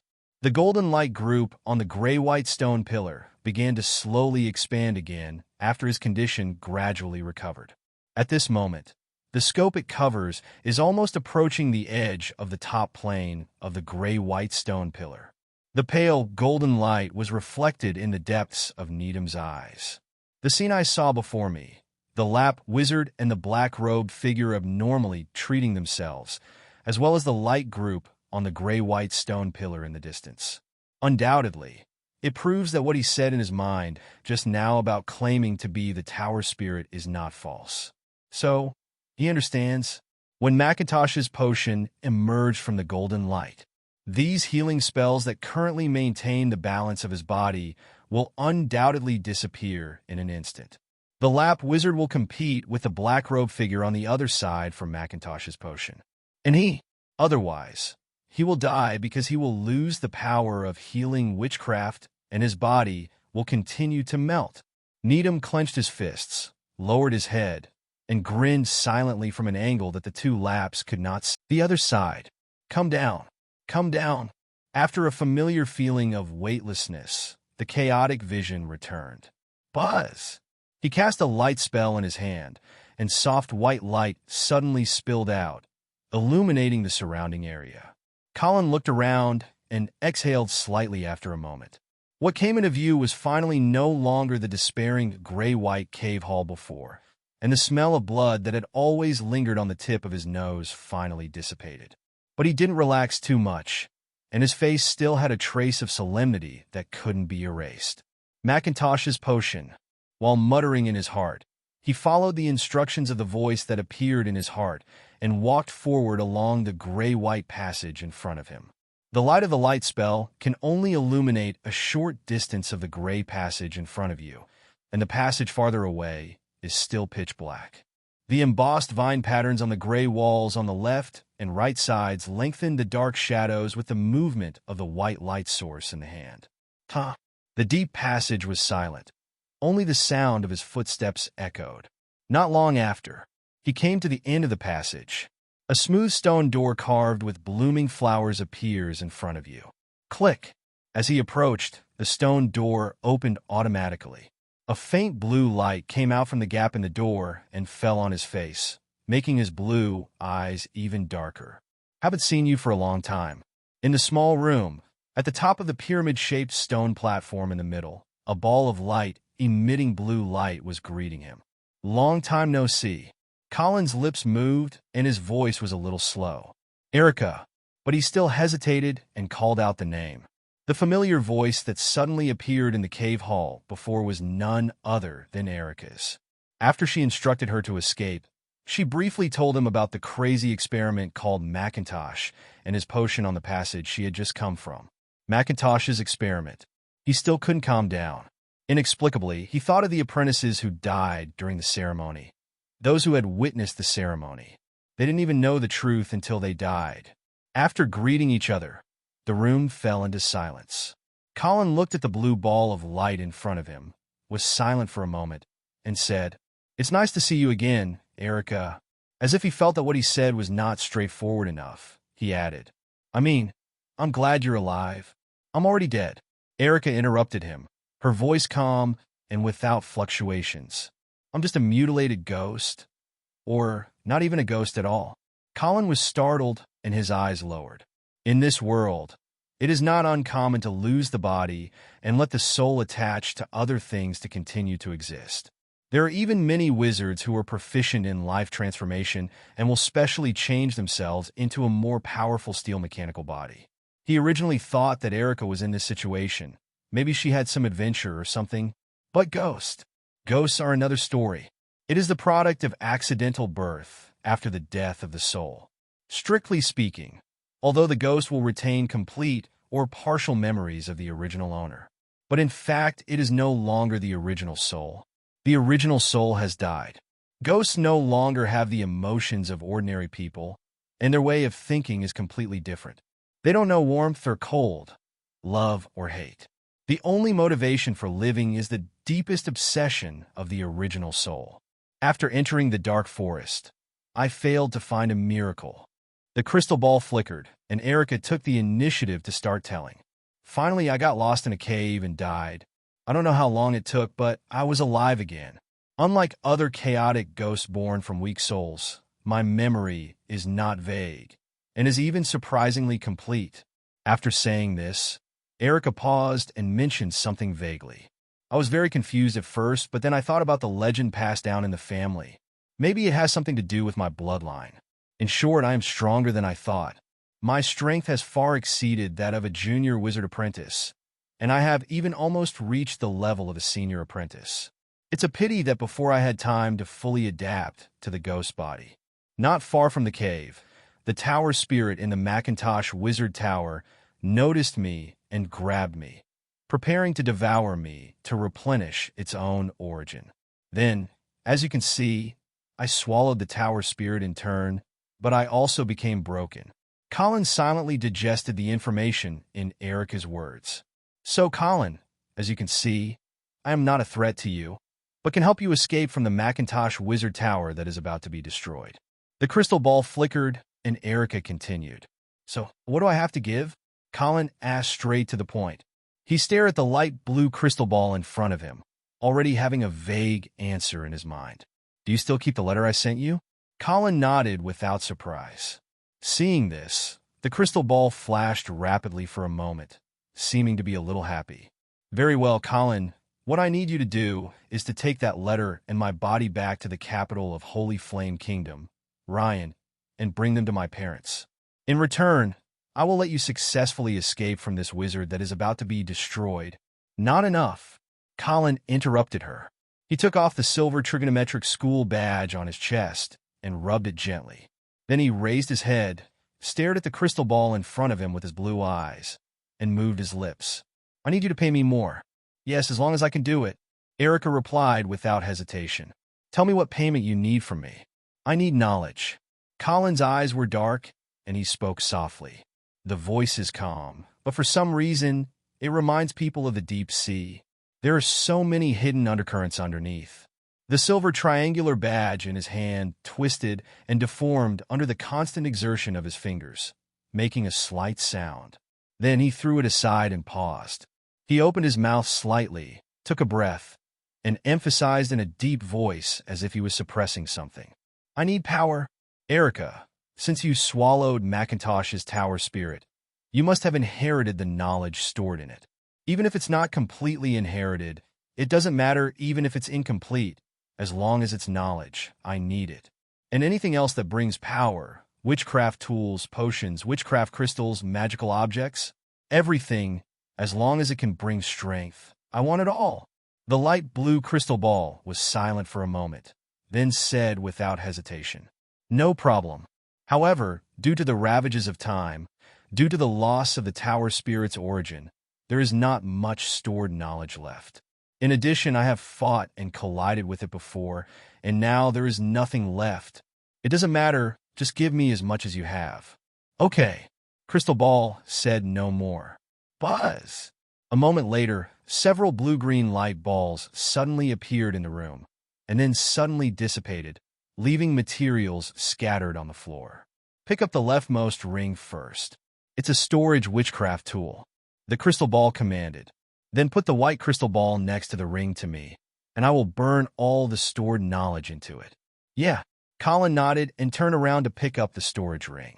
But as if he thought of something, he suddenly paused, turned around and asked, Erica, what did you mean by the wizard tower that is about to be destroyed before? The innermost chamber of the wizard Macintosh Tower. Colin had a solemn look on his face and quickly packed up various supplies scattered on the smooth floor of the tower chamber and put them into the storage ring one by one. Boom! Suddenly, there was a loud noise accompanied by a shaking. Colin's heart tightened, and he subconsciously turned to Erica and asked, How long will it take to burn knowledge? It's already about 70%. Colin nodded slightly and continued to quickly collect supplies. He was still in great shock. That Macintosh's potion turned out to be a complete scam. No, Macintosh doesn't think he's lying. He's just crazy. His so-called last and proudest experiment designed at the end of his life was to resurrect his own Macintosh. Was it actually designed with the inspiration of the gods? Macintosh, the wizard. He was so stupid that he listened to God's revelation. At this time, in the gray and white stone hall, the golden light cluster on the gray-white stone pillar has spread to the same size as the gray-white stone pillar. Brilliant golden light illuminated the entire gray-white stone hall. The originally ferocious corpses and dark red pools of blood were all coated with a layer of gold foil, adding an indescribable sense of grandeur to the originally gloomy and terrifying scene. The white healing light continued to shine on Needham. Needham stood there with a dull look on his face. But if you look carefully, you can see the fierce look hidden in his eyes. The Lap wizard's face became increasingly pale, and he didn't even bother to cover his mouth and nose when he coughed. They were confronting Harrington. Another moment passed. Son, the golden light suddenly dissipated, and the hall once again became gloomy and terrifying. Under the dim light, a heart-shaped golden fruit suddenly appeared on the top of the gray-white stone pillar. That's Macintosh's magic potion. At the same time, in the hall, the three of Lapu moved instantly. As the figure shook, several rays of witchcraft light flashed through. Next moment, in front of Harrington, an incandescent ray was continuously piercing through the layers of black shields flashing with metallic light in front of him. In front of the Lap Wizard, an orange flame barrier rises from the ground, firmly blocking the light black spikes. On the other side, Needham looked in disbelief. The severe pain that shot through his body made him scream in agony. He never expected that the moment Macintosh's potion appeared. In addition to attacking each other, Rapp and Harrington also shot a witchcraft at him in unison. Blazing white rays and translucent light black thorns gather under the fire. The balance he had managed to maintain temporarily in his body was instantly broken. Needham's body began to melt like wax again. He howled miserably and turned into a pile of black and red flesh and blood. The plan that had been brewing in my heart for a long time was over before it was even put into action. After a while, the battle on the other side has also been decided. Cough, cough, dash. The Lap Wizard coughed twice, and slender bright red meat strands spurted out from his mouth and nose, splashing everywhere. Hiss! Those slender strands of bright red meat are far more vibrant than before. When they fell to the ground, they twisted and squirmed like snakes and insects, and quickly gathered into a ball, as if something strange was brewing. Wizard Lap ignored him. He glanced at Harrington not far away, who was temporarily restrained in place by his own serious injury. Without any hesitation, he ran wildly towards the gray-white stone pillar not far away, using both hands and feet. In his life, the two witchcrafts he was most proud of were the sun-drenched fireballs, as well as what he had previously used to trap the projection of the Lord of Flesh and Thorns was now used to trap Harrington. The space confinement chain. From the beginning, there was no other outcome to this fight. Since he knew in advance that Harrington would come, he was naturally fully prepared. Close dash. The heart-shaped golden fruit is right in front of you. The one Macintosh prepared to resurrect himself, which can enhance vitality, extend lifespan, strengthen soul, and increase magic power. Macintosh's potion. Wizard Lap was breathing heavily. With every step he took, countless slender, bright red flesh strands fell down his body. Just like the remaining water droplets after taking a bath, they scatter one after another with the movement of the body. If you were to lift the gray-witch robe that covered his body at this moment, you would be horrified to discover his originally smooth and healthy skin. Now, no intact area can be found. What you see are densely packed, twisting, bright red granules. Rapp's eyes were filled with desire. Macintosh's manuscript gave him great confidence. Although he is not a wizard who specializes in potions, but in the past 60 years, he has repeatedly studied all the information about Macintosh left by the Blackstone family, as well as the preserved Macintosh manuscripts. Most of the knowledge and conclusions in it have been confirmed by him to be true. He also verified the final Macintosh experiment many times. Every time he sees it, he can't help but sigh. What a beautiful, simple ceremony. What an incredible idea. The same verification was carried out by the Blackstone wizard who previously ruled the island. The same conclusion was reached. The words that came out were just like him, as if they were chanting the praises of the gods. What a beautiful, simple ceremony. What an incredible idea. Macintosh's potion will surely save him. Sudden click. A slender streak of white lightning suddenly appeared in the cave hall, striking the void. When Wizard Lapu saw this, his heart trembled. In his current state, he can no longer cope with any possible accidents. This blazing white lightning is obviously the power of the Macintosh wizard Tadling. But he had stayed on Blackstone Island for 60 years, and he had visited the Macintosh Wizard Tower countless times to check it out. The tower spirit had already been clearly analyzed by him. It was just a rigid mechanical program. Why now? He shook his head and stopped thinking about it.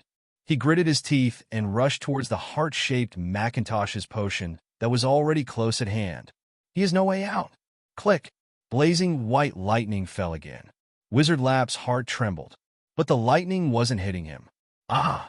Not far away, Harrington, who was imprisoned by him, was struck by lightning that suddenly appeared.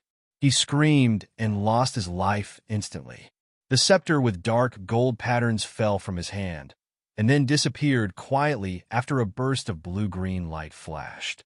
On the other side, Rap finally got his hands on the Macintosh potion that he had longed for. Finally, ha ha ha. He held the heart-shaped potion in his hand.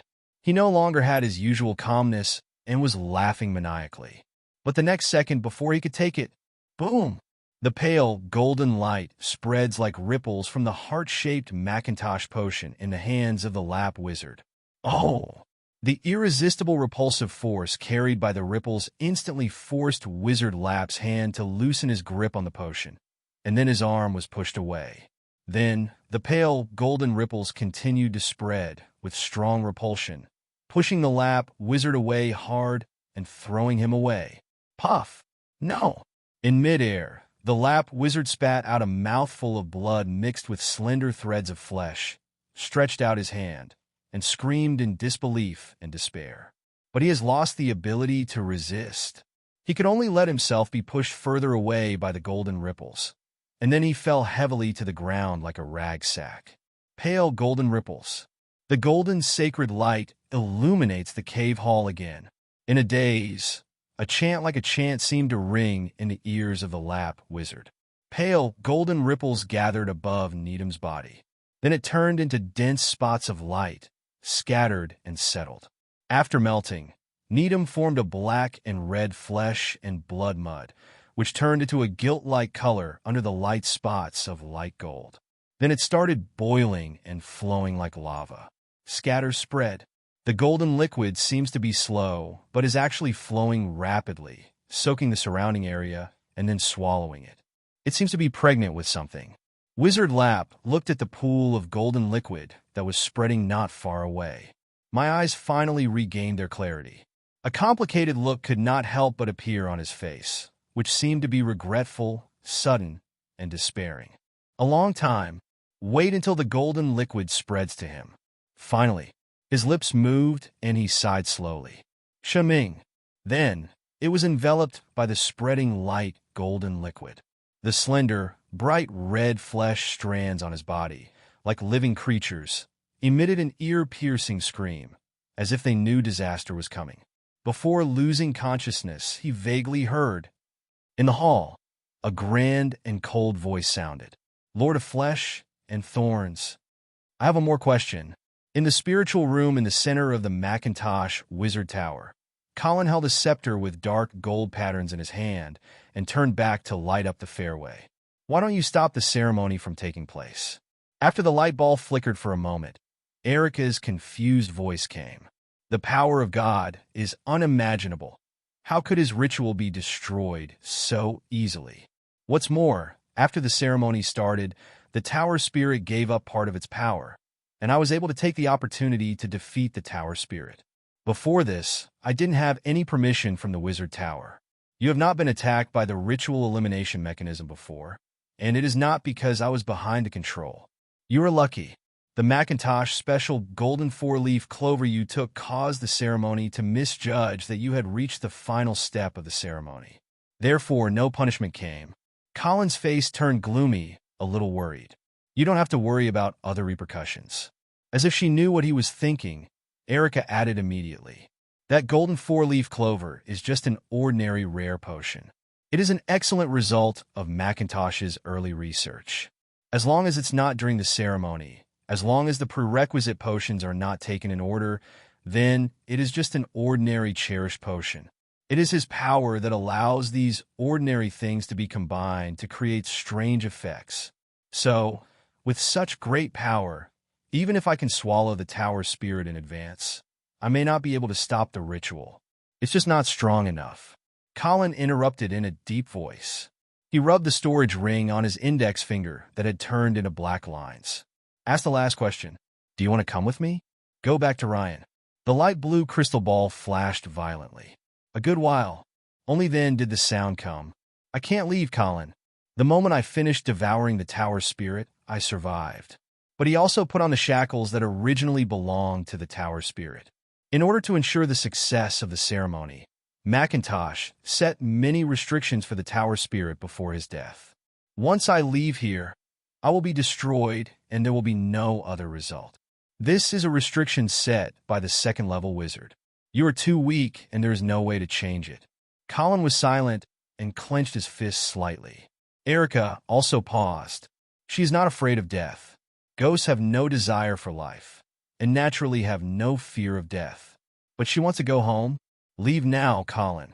I released the other apprentices who survived the ceremony to slow down his coming. Before he has fully arrived, I can still fully control the wizard tower, so leave as soon as possible. As her urging words sounded, click, the stone door behind Colin opened with a sound, revealing the long and deep passage behind it. Colin took a deep look at the light blue crystal ball in the center of the tower chamber and lowered his eyes. "Goodbye, Erica," he whispered.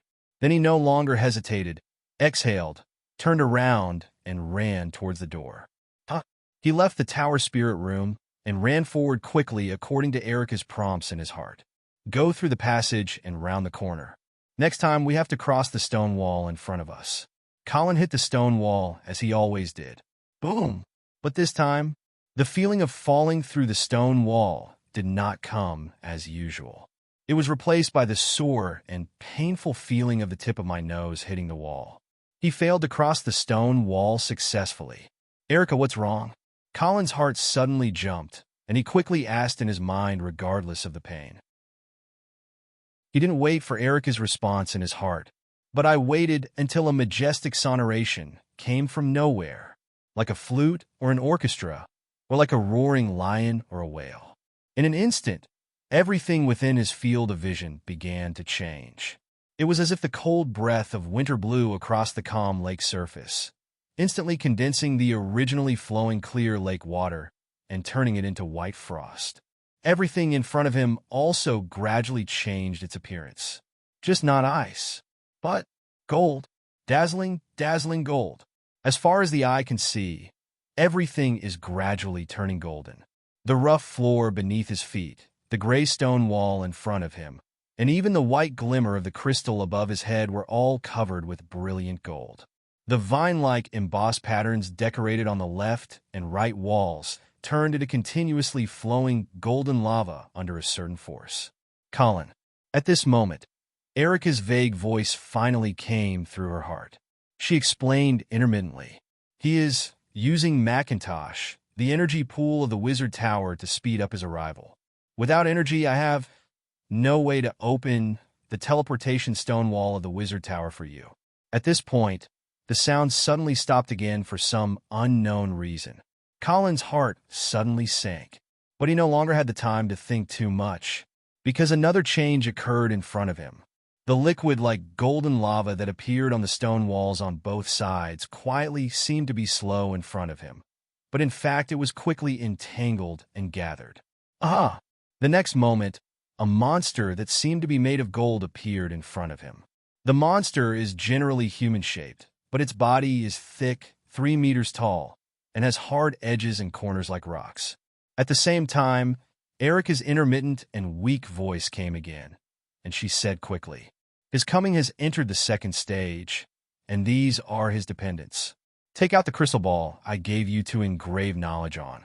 It contains knowledge about the coming of the gods and a structural map of the Macintosh Wizard Tower.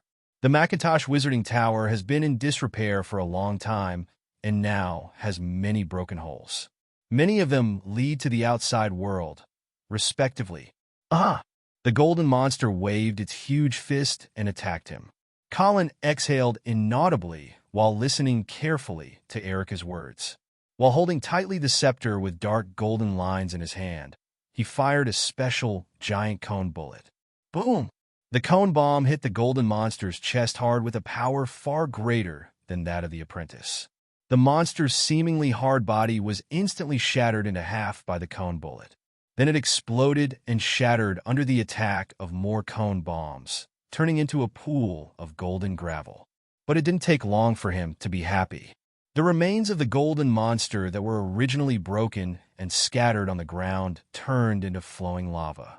It seems that it will be condensed and resurrected again soon. Colin couldn't help but feel nervous. Although with the bonus of the rare items given to him by Erica, the golden monster can be easily solved by him. But it doesn't come without a cost. This scepter is called Foolishness. It was the last rare thing that Erica took from Harrington. Strange objects are miraculous objects, often possessing unexplainable and incredible abilities. Of course, there are usually different costs, light or heavy.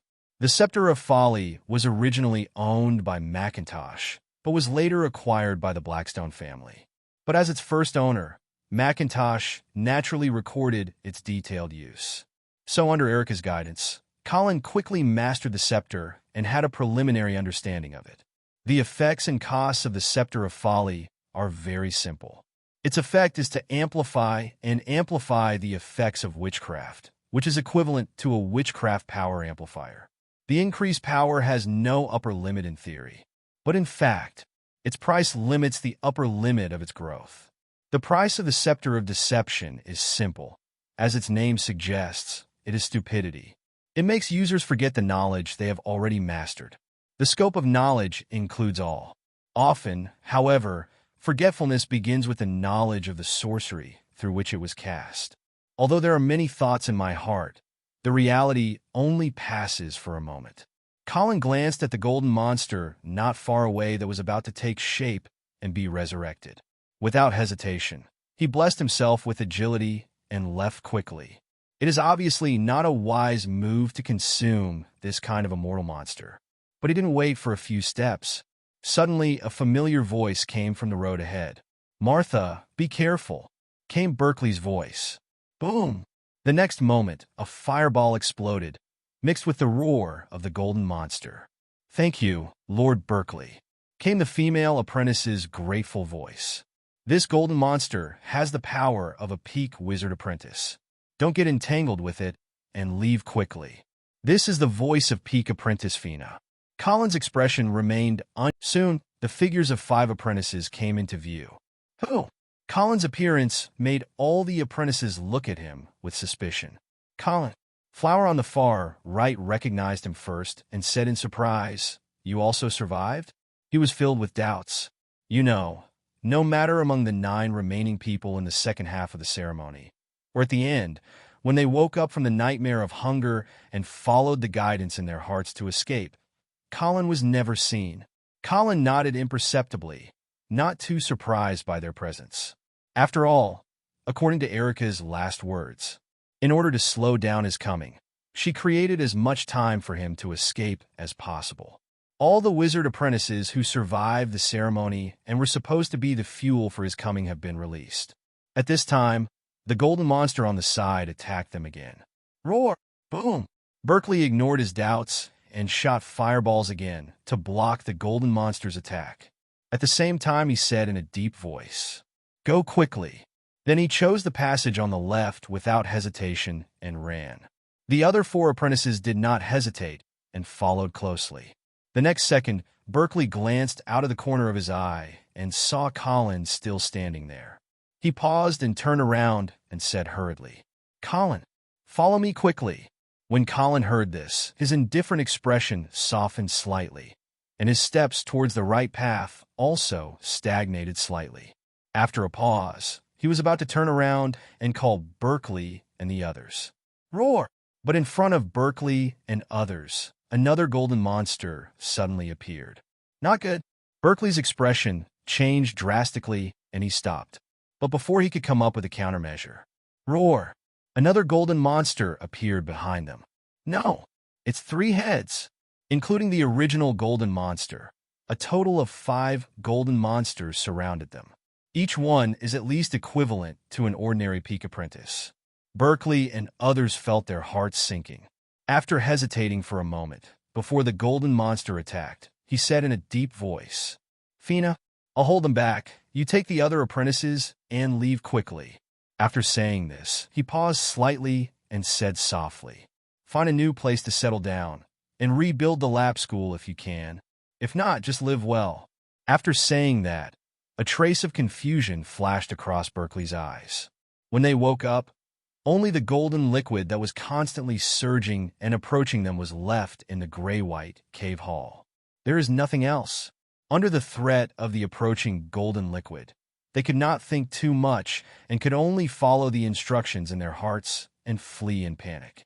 But before they could take a breath, they encountered such a desperate situation again. Berkeley, Fina looked at him with a complicated expression. She took a deep breath and moved her lips. I promise. Sudden. Boom! Before she could finish her words, the golden monster in front of them suddenly exploded. Boom! The next second, the other 4 golden monsters around them also turned into rubble. Berkeley turned around and looked at Colin, who was attacking. His expression was inexplicably shocked. Colin, you? Needham on the side muttered unconsciously. And Fina, who was immersed in emotions and was about to lead everyone to escape desperately, looked even more confused. The originally unbearable life and death crisis actually burst like a bubble. Those golden monsters will come back to life, Colin said calmly. He had no intention of explaining, but continued concisely. I know the way out. Come with me, since we met on the road. As a member of the same school, I can help if I can. What's more, what if these Firewood and Berkeley, who had taken the magic potion, were devoured by the gods again? Then wouldn't Erica's previous efforts be in vain? It would be a wise choice to escape with them along the way. Colin and others ran all the way, and everything they saw was flowing gold that was constantly being eroded. A faint and depressing power accumulated in the air. Colin remained silent, leading everyone to run through the now dazzling golden corridor. Perhaps the golden monsters have been crushed and have not yet been resurrected. They didn't encounter the golden monster again in the second half. Not long after, he came to a gray-white wall that had not yet been dipped in gold. Inside the wall is the room where Macintosh's special golden 4-leaf clover was cultivated. It was also the place where he accidentally obtained the golden 4-leaf clover. Without hesitation, Colin stood 2 meters away from the stone wall and waved the black scepter with dark gold patterns in his hand. Tongue! A huge fireball shot out from the top of the scepter, hitting a huge hole in the wall that had lost energy and caused the defensive witch formation to fail. Then everyone filed in after him and jumped into the pool. If you look down at Blackstone Island from a high altitude at this moment, you can find it near the middle of the dark forest to the west of the oval-shaped Black Rock City. A bit of bright gold is quietly spreading to the surface. This is a super aggressive gold color. Even some large trees that were originally dark were gradually dyed into the bright color of gold. In an empty natural cave, wow! Several figures jumped out of the deepest pool. The unknown god is coming soon. Blackstone Island is not a place to stay for a long time. Run away quickly. Before the other apprentices could react, they realized where this place was. Colin kept walking. After leaving a warning, he quickly walked outside. Aren't you coming with us? Berkeley from behind asked subconsciously. I have other things to do. The voice came from down the wind. Behind him, Berkeley's lips moved, and he looked at Colin's figure disappearing with a complicated expression. He has too many questions to ask. Let's go too. Fina retracted her gaze and said, Nowadays, I don't know exactly what happened, but the top priority is to escape from Blackstone Island first. Berkeley nodded imperceptibly. The group of people walked gradually away. The other side, after Colin identified the direction, he continued running without stopping. The arrival of the gods is like the sword of Damocles hanging over your head. He must hurry up. After running out of the cave, use the suspended cone bomb to determine the direction. A while passed. He came to another small cave entrance located on the southeast side of the cave, hidden behind a huge ancient tree. Here is the cave that Erica entered by mistake. To be cautious, Colin used defensive magic for himself and made sure that the suspended cone bomb could judge the direction normally before walking in. After wandering around the cave for a long time, he discovered Erica's body at a fork in the road. Familiar witch robe, familiar blonde hair. It's just that the witch's robe has been torn and the blonde hair has turned yellow. It's no longer what it was before. With a slight sigh, he quickly collected Erica's body and put it into the storage ring. At this point, quite a while has passed, and there is no time to delay any longer. Thinking about it now, it was a good thing that he rescued Berkeley and others along the way. Otherwise, if the gods speed up their arrival, he will not have enough time to escape. Turning around, he rushed towards Black Rock City without stopping. His final destination was the dock east of Black Rock City. Planned to go there to find a big ship to leave the island. There is no doubt that Blackstone Island cannot be stayed any longer. Perhaps those civilians could survive because they became believers in the gods. After all, the god who came to the Wizard Tower this time didn't feel like an evil god, maybe a righteous god. The righteous god is more merciful. You only need to devote your absolute faith and fanatical loyalty, castrate your thoughts, and be as blind and ignorant as a domesticated animal, and you can survive. But the gods usually do not forgive wizards. Even if he could, he would not be bound by the so-called faith and become a foolish believer. The unique dark trees of the Blackstone Forest fly by. Not long after, the view in front of him lit up. A golden wheat field appeared in front of me. Colin cheered up, which meant that Black Rock City was not far away. Quickly crossing the wheat fields, he jumped over the city wall and rushed straight to his home in Palm Street. Erica's body has been restrained, but he didn't take the letter she left with him, but kept it at his home on Palm Street. Come all the way. Although there are some dilapidated and collapsed houses on the street, the peace has returned to the same level as before. It seems that no one knows that Lord Price is dead and the lap school has ceased to exist in name only. A big change is coming again. Colin ran all the way and soon arrived at his home on Palm Street. Walking closer, there was an iron lock on the gray-black door. Renee and the others are out? His face darkened, and he couldn't help but sigh. If possible, he wanted to take Renee and others with him and leave together. The gods hate wizards and may not be so tolerant of people like Renee who have been transformed by wizards. Ordinary residents on the island may be able to survive by dedicating their faith. But Renee and others are not necessarily so. And ocean voyage is obviously not something that ordinary boats can do. And a big ship, unless it was created by a wizard. Others, obviously, cannot be controlled by one person, and he needs a certain amount of sailors. Even if Renee and others have no sailor experience, they can help him manage the sailors and free up time. However, now is the time to race against time. All I can say is, it's a pity. But thinking of this, Colin suddenly felt something in his heart.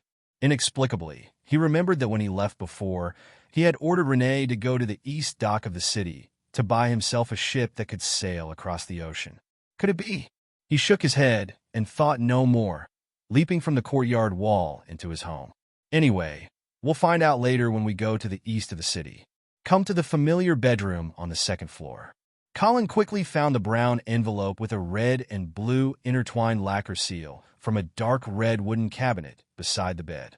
Put it into the storage ring, quickly scanned it around, and collected some knowledge that might be useful. He stopped staying and turned around to leave. Another moment passed. Wow, wow.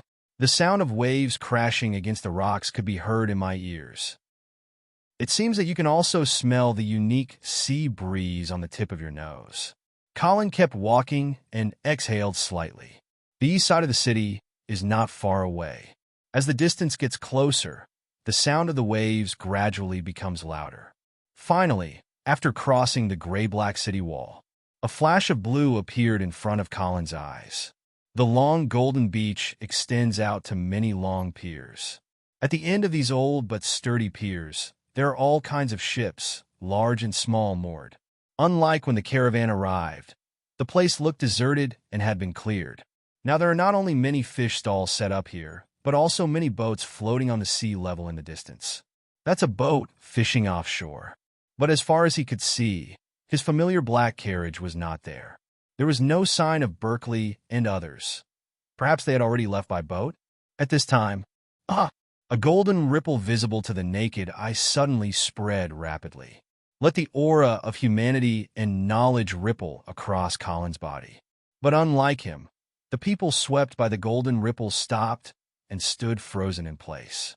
If it weren't for the unlucky white seabird spinning and falling into the sea in the distance, causing a splash.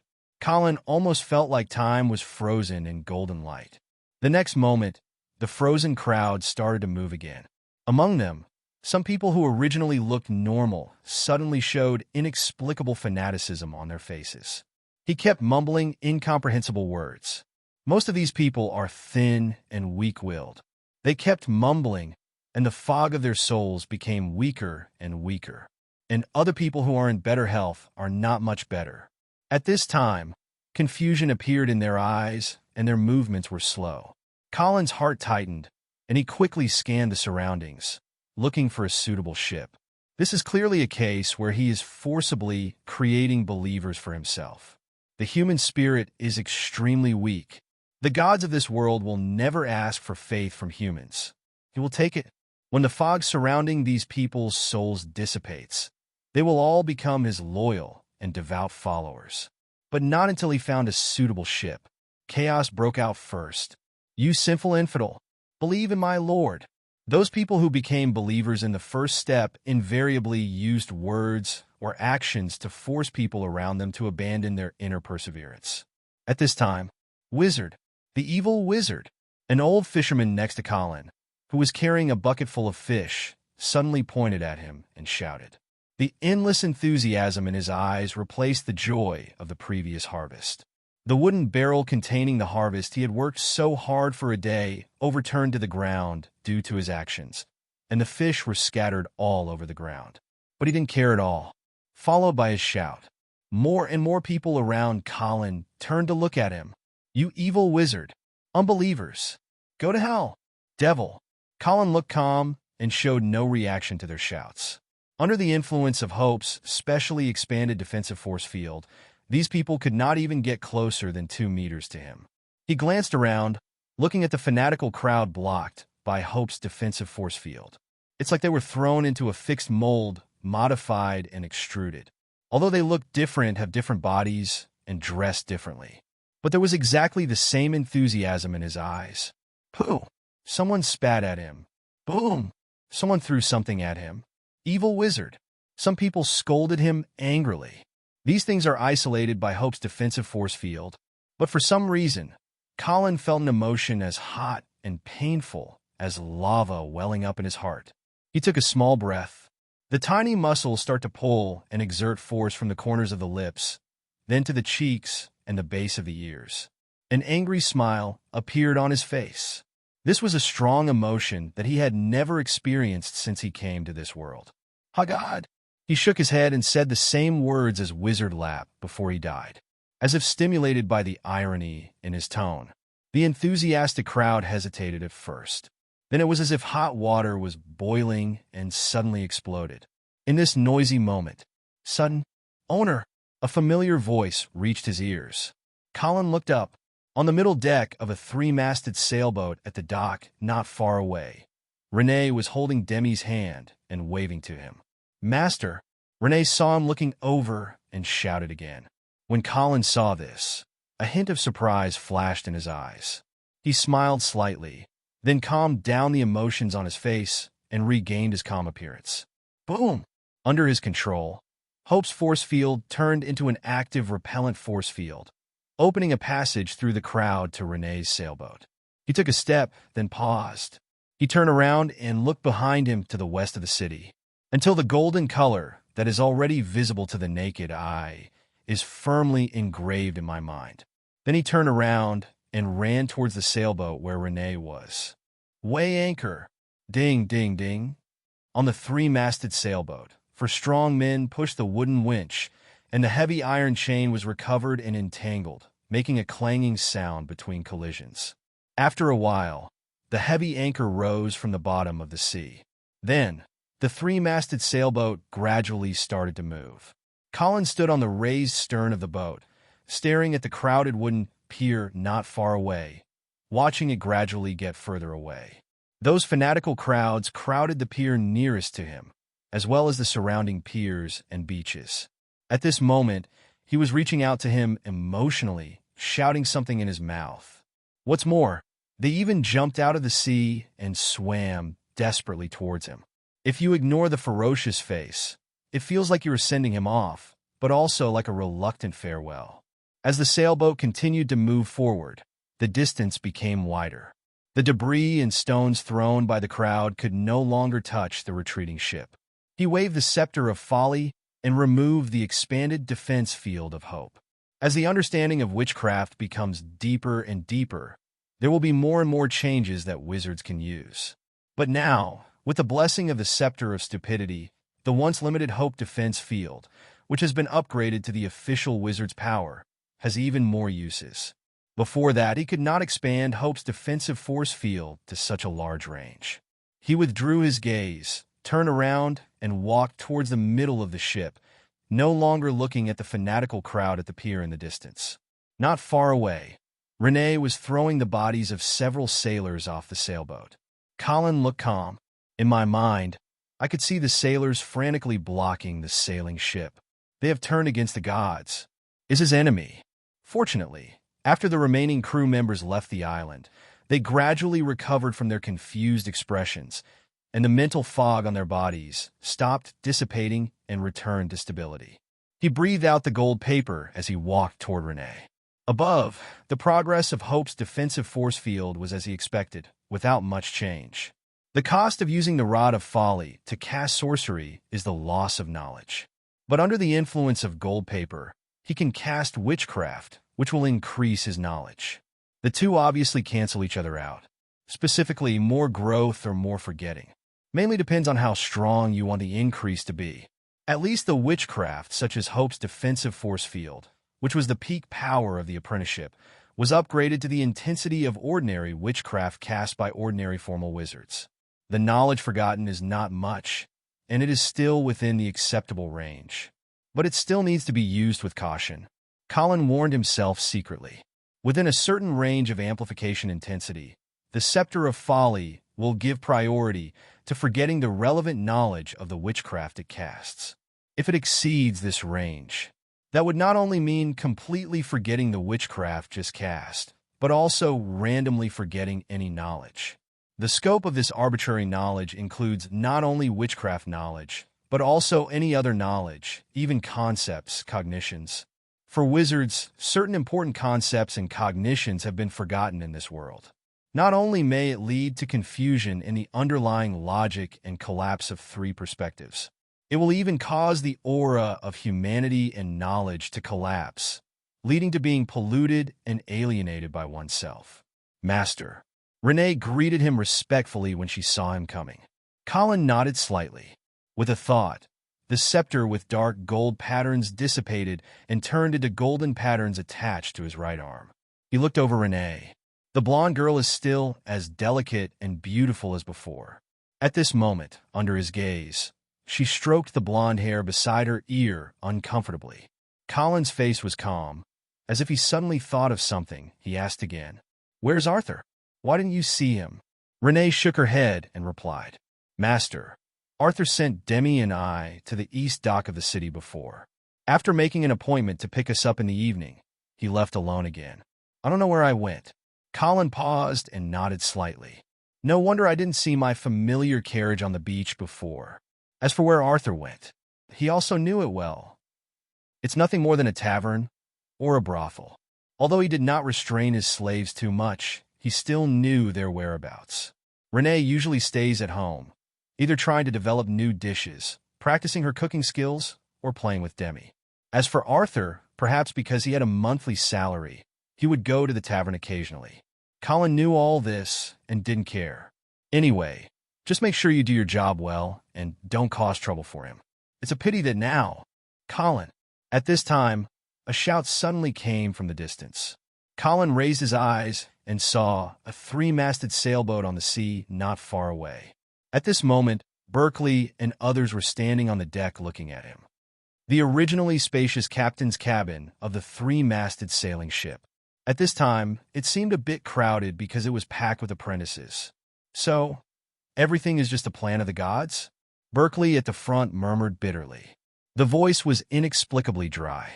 The other apprentices were also silent, with undisguised shock and confusion on their faces. Colin nodded slightly, waiting for them to digest the information. Silence fell in the captain's room. A long time. Berkeley spoke first to break the silence. What are your plans next? The complex look on his face had completely subsided. Now it has returned to its former calm appearance, even more determined than before. Colin looked at Berkeley, a little surprised. He thought Berkeley would be the last to recover. After all, among the apprentices present, he is undoubtedly the one who has the deepest feelings for Lap wizards and the Lap school. Unexpectedly, when Fina and others heard Berkeley's question, they frowned subconsciously, with a bit of confusion on their faces. Berkeley looked around. His eyes fell on Colin in front of him. He paused and asked, "Colin, Your Excellency, what are your plans next?" Hearing his name, Colin couldn't help but froze for a moment, feeling a little dazed. For some reason, he recalled inexplicably the time when he traded arrow shooting skills at the guard station in the center of Black Rock City. The memory is still very clear. It seems that not long ago, it seems to have been a long and blurry time. Outside the window, seabirds chirped and the waves rippled. As far as the eye can see, there is no shadow of Blackstone Island. After a moment of silence, he replied, "Buchanan Island? I plan to go to Bacanan Island." Berkeley was startled and said, "Buchanan Island isn't close to here." Colin nodded slightly, paused, and asked, "What about you?" Berkeley, "Your Excellency, I plan to go to Morley Island." Berkeley said slowly. He looked around the crowd and asked again, "What about you?" "I want to continue to follow you, Mr. Berkeley." Martha spoke first. "I'll go with you too." Fina followed. "I'll go to Morley Island too." Flower hesitated and then agreed. Compared to Benanco Island, Molly Island is closer and requires less time to sail at sea. It also means safer, although Colin in front of him had shown great strength before. But putting your own safety in the hands of others is obviously a fool's errand. What's more, he would rather trust the more familiar Berkeley than Colin. Colin was silent. I had already expected this result. It's just inevitable that there will be some parting sadness. But this time, Lord Colin, I want to go to Benanco Island with you. The last thin male wizard, Murray, suddenly spoke. Beside him, Berkeley frowned and moved his lips, as if he wanted to say something, but remained silent in the end. "Okay." Colin glanced up at Murray and said calmly. Next, after talking for a while again, the four people in Berkeley got up and prepared to leave. Colin sent them to the deck. The sea breeze came to my face and blew my hair. Flower looked at him with a complicated expression and finally sighed. "I wish you safe sailing, Lord Colin." Colin thanked him back. Unknowingly, he had become accustomed to the new names and respect given to him by Flower and others. Fina and Martha also came forward to say goodbye to him. He also returned blessings one by one. Finally, Berkeley approached. "I wish you a safe voyage, Sir Colin." He also wished him the same. Then he glanced at Murray standing not far away and sighed. "I hope it's not what I thought." The Colin in front of him was only an intermediate wizard apprentice before the ceremony. But the witchcraft release now has reached the level of a formal wizard. Everyone knows that Colin must have an adventure, but not everyone can restrain greed. He glanced at Colin again, then turned around to join Fina and others, and flew towards their three-masted sailboat not far away. Colin watched as Hua and the others' figures gradually faded away, turning into small dots, and finally landed on the deck of the three-masted sailboat.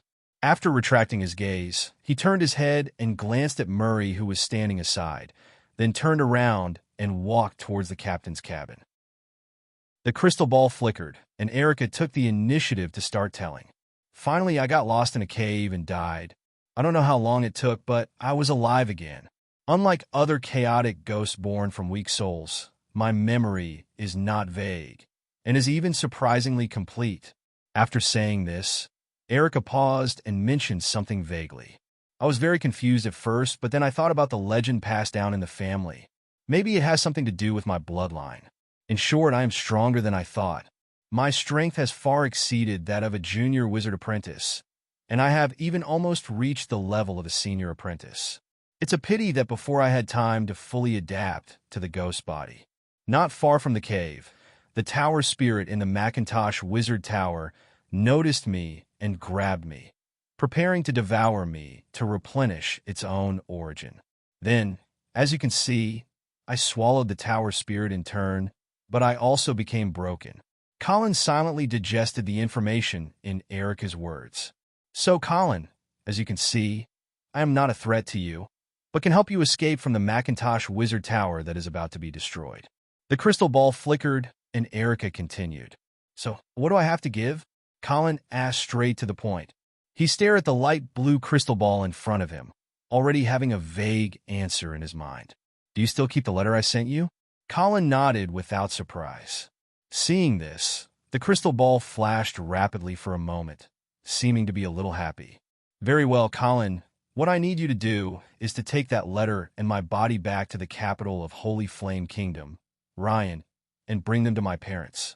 In return, I will let you successfully escape from this wizard that is about to be destroyed. Not enough. Colin interrupted her. He took off the silver trigonometric school badge on his chest and rubbed it gently. Then he raised his head, stared at the crystal ball in front of him with his blue eyes, and moved his lips. I need you to pay me more. Yes, as long as I can do it, Erica replied without hesitation. Tell me what payment you need from me. I need knowledge. Colin's eyes were dark, and he spoke softly.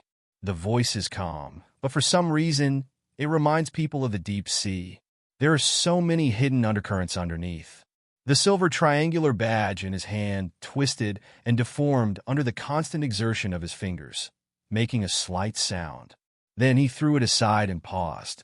He opened his mouth slightly, took a breath, and emphasized in a deep voice as if he was suppressing something. I need power. Erica, since you swallowed Macintosh's tower spirit, you must have inherited the knowledge stored in it. Even if it's not completely inherited, it doesn't matter even if it's incomplete. As long as it's knowledge, I need it. And anything else that brings power, witchcraft tools, potions, witchcraft crystals, magical objects, everything, as long as it can bring strength. I want it all. The light blue crystal ball was silent for a moment, then said without hesitation, No problem. However, due to the ravages of time, due to the loss of the tower spirit's origin, there is not much stored knowledge left. In addition, I have fought and collided with it before, and now there is nothing left. It doesn't matter, just give me as much as you have. Okay. Crystal Ball said no more. Buzz! A moment later, several blue-green light balls suddenly appeared in the room, and then suddenly dissipated, leaving materials scattered on the floor. Pick up the leftmost ring first. It's a storage witchcraft tool. The crystal ball commanded. Then put the white crystal ball next to the ring to me, and I will burn all the stored knowledge into it. Yeah, Colin nodded and turned around to pick up the storage ring. But as if he thought of something, he suddenly paused, turned around and asked, Erica, what did you mean by the wizard tower that is about to be destroyed before?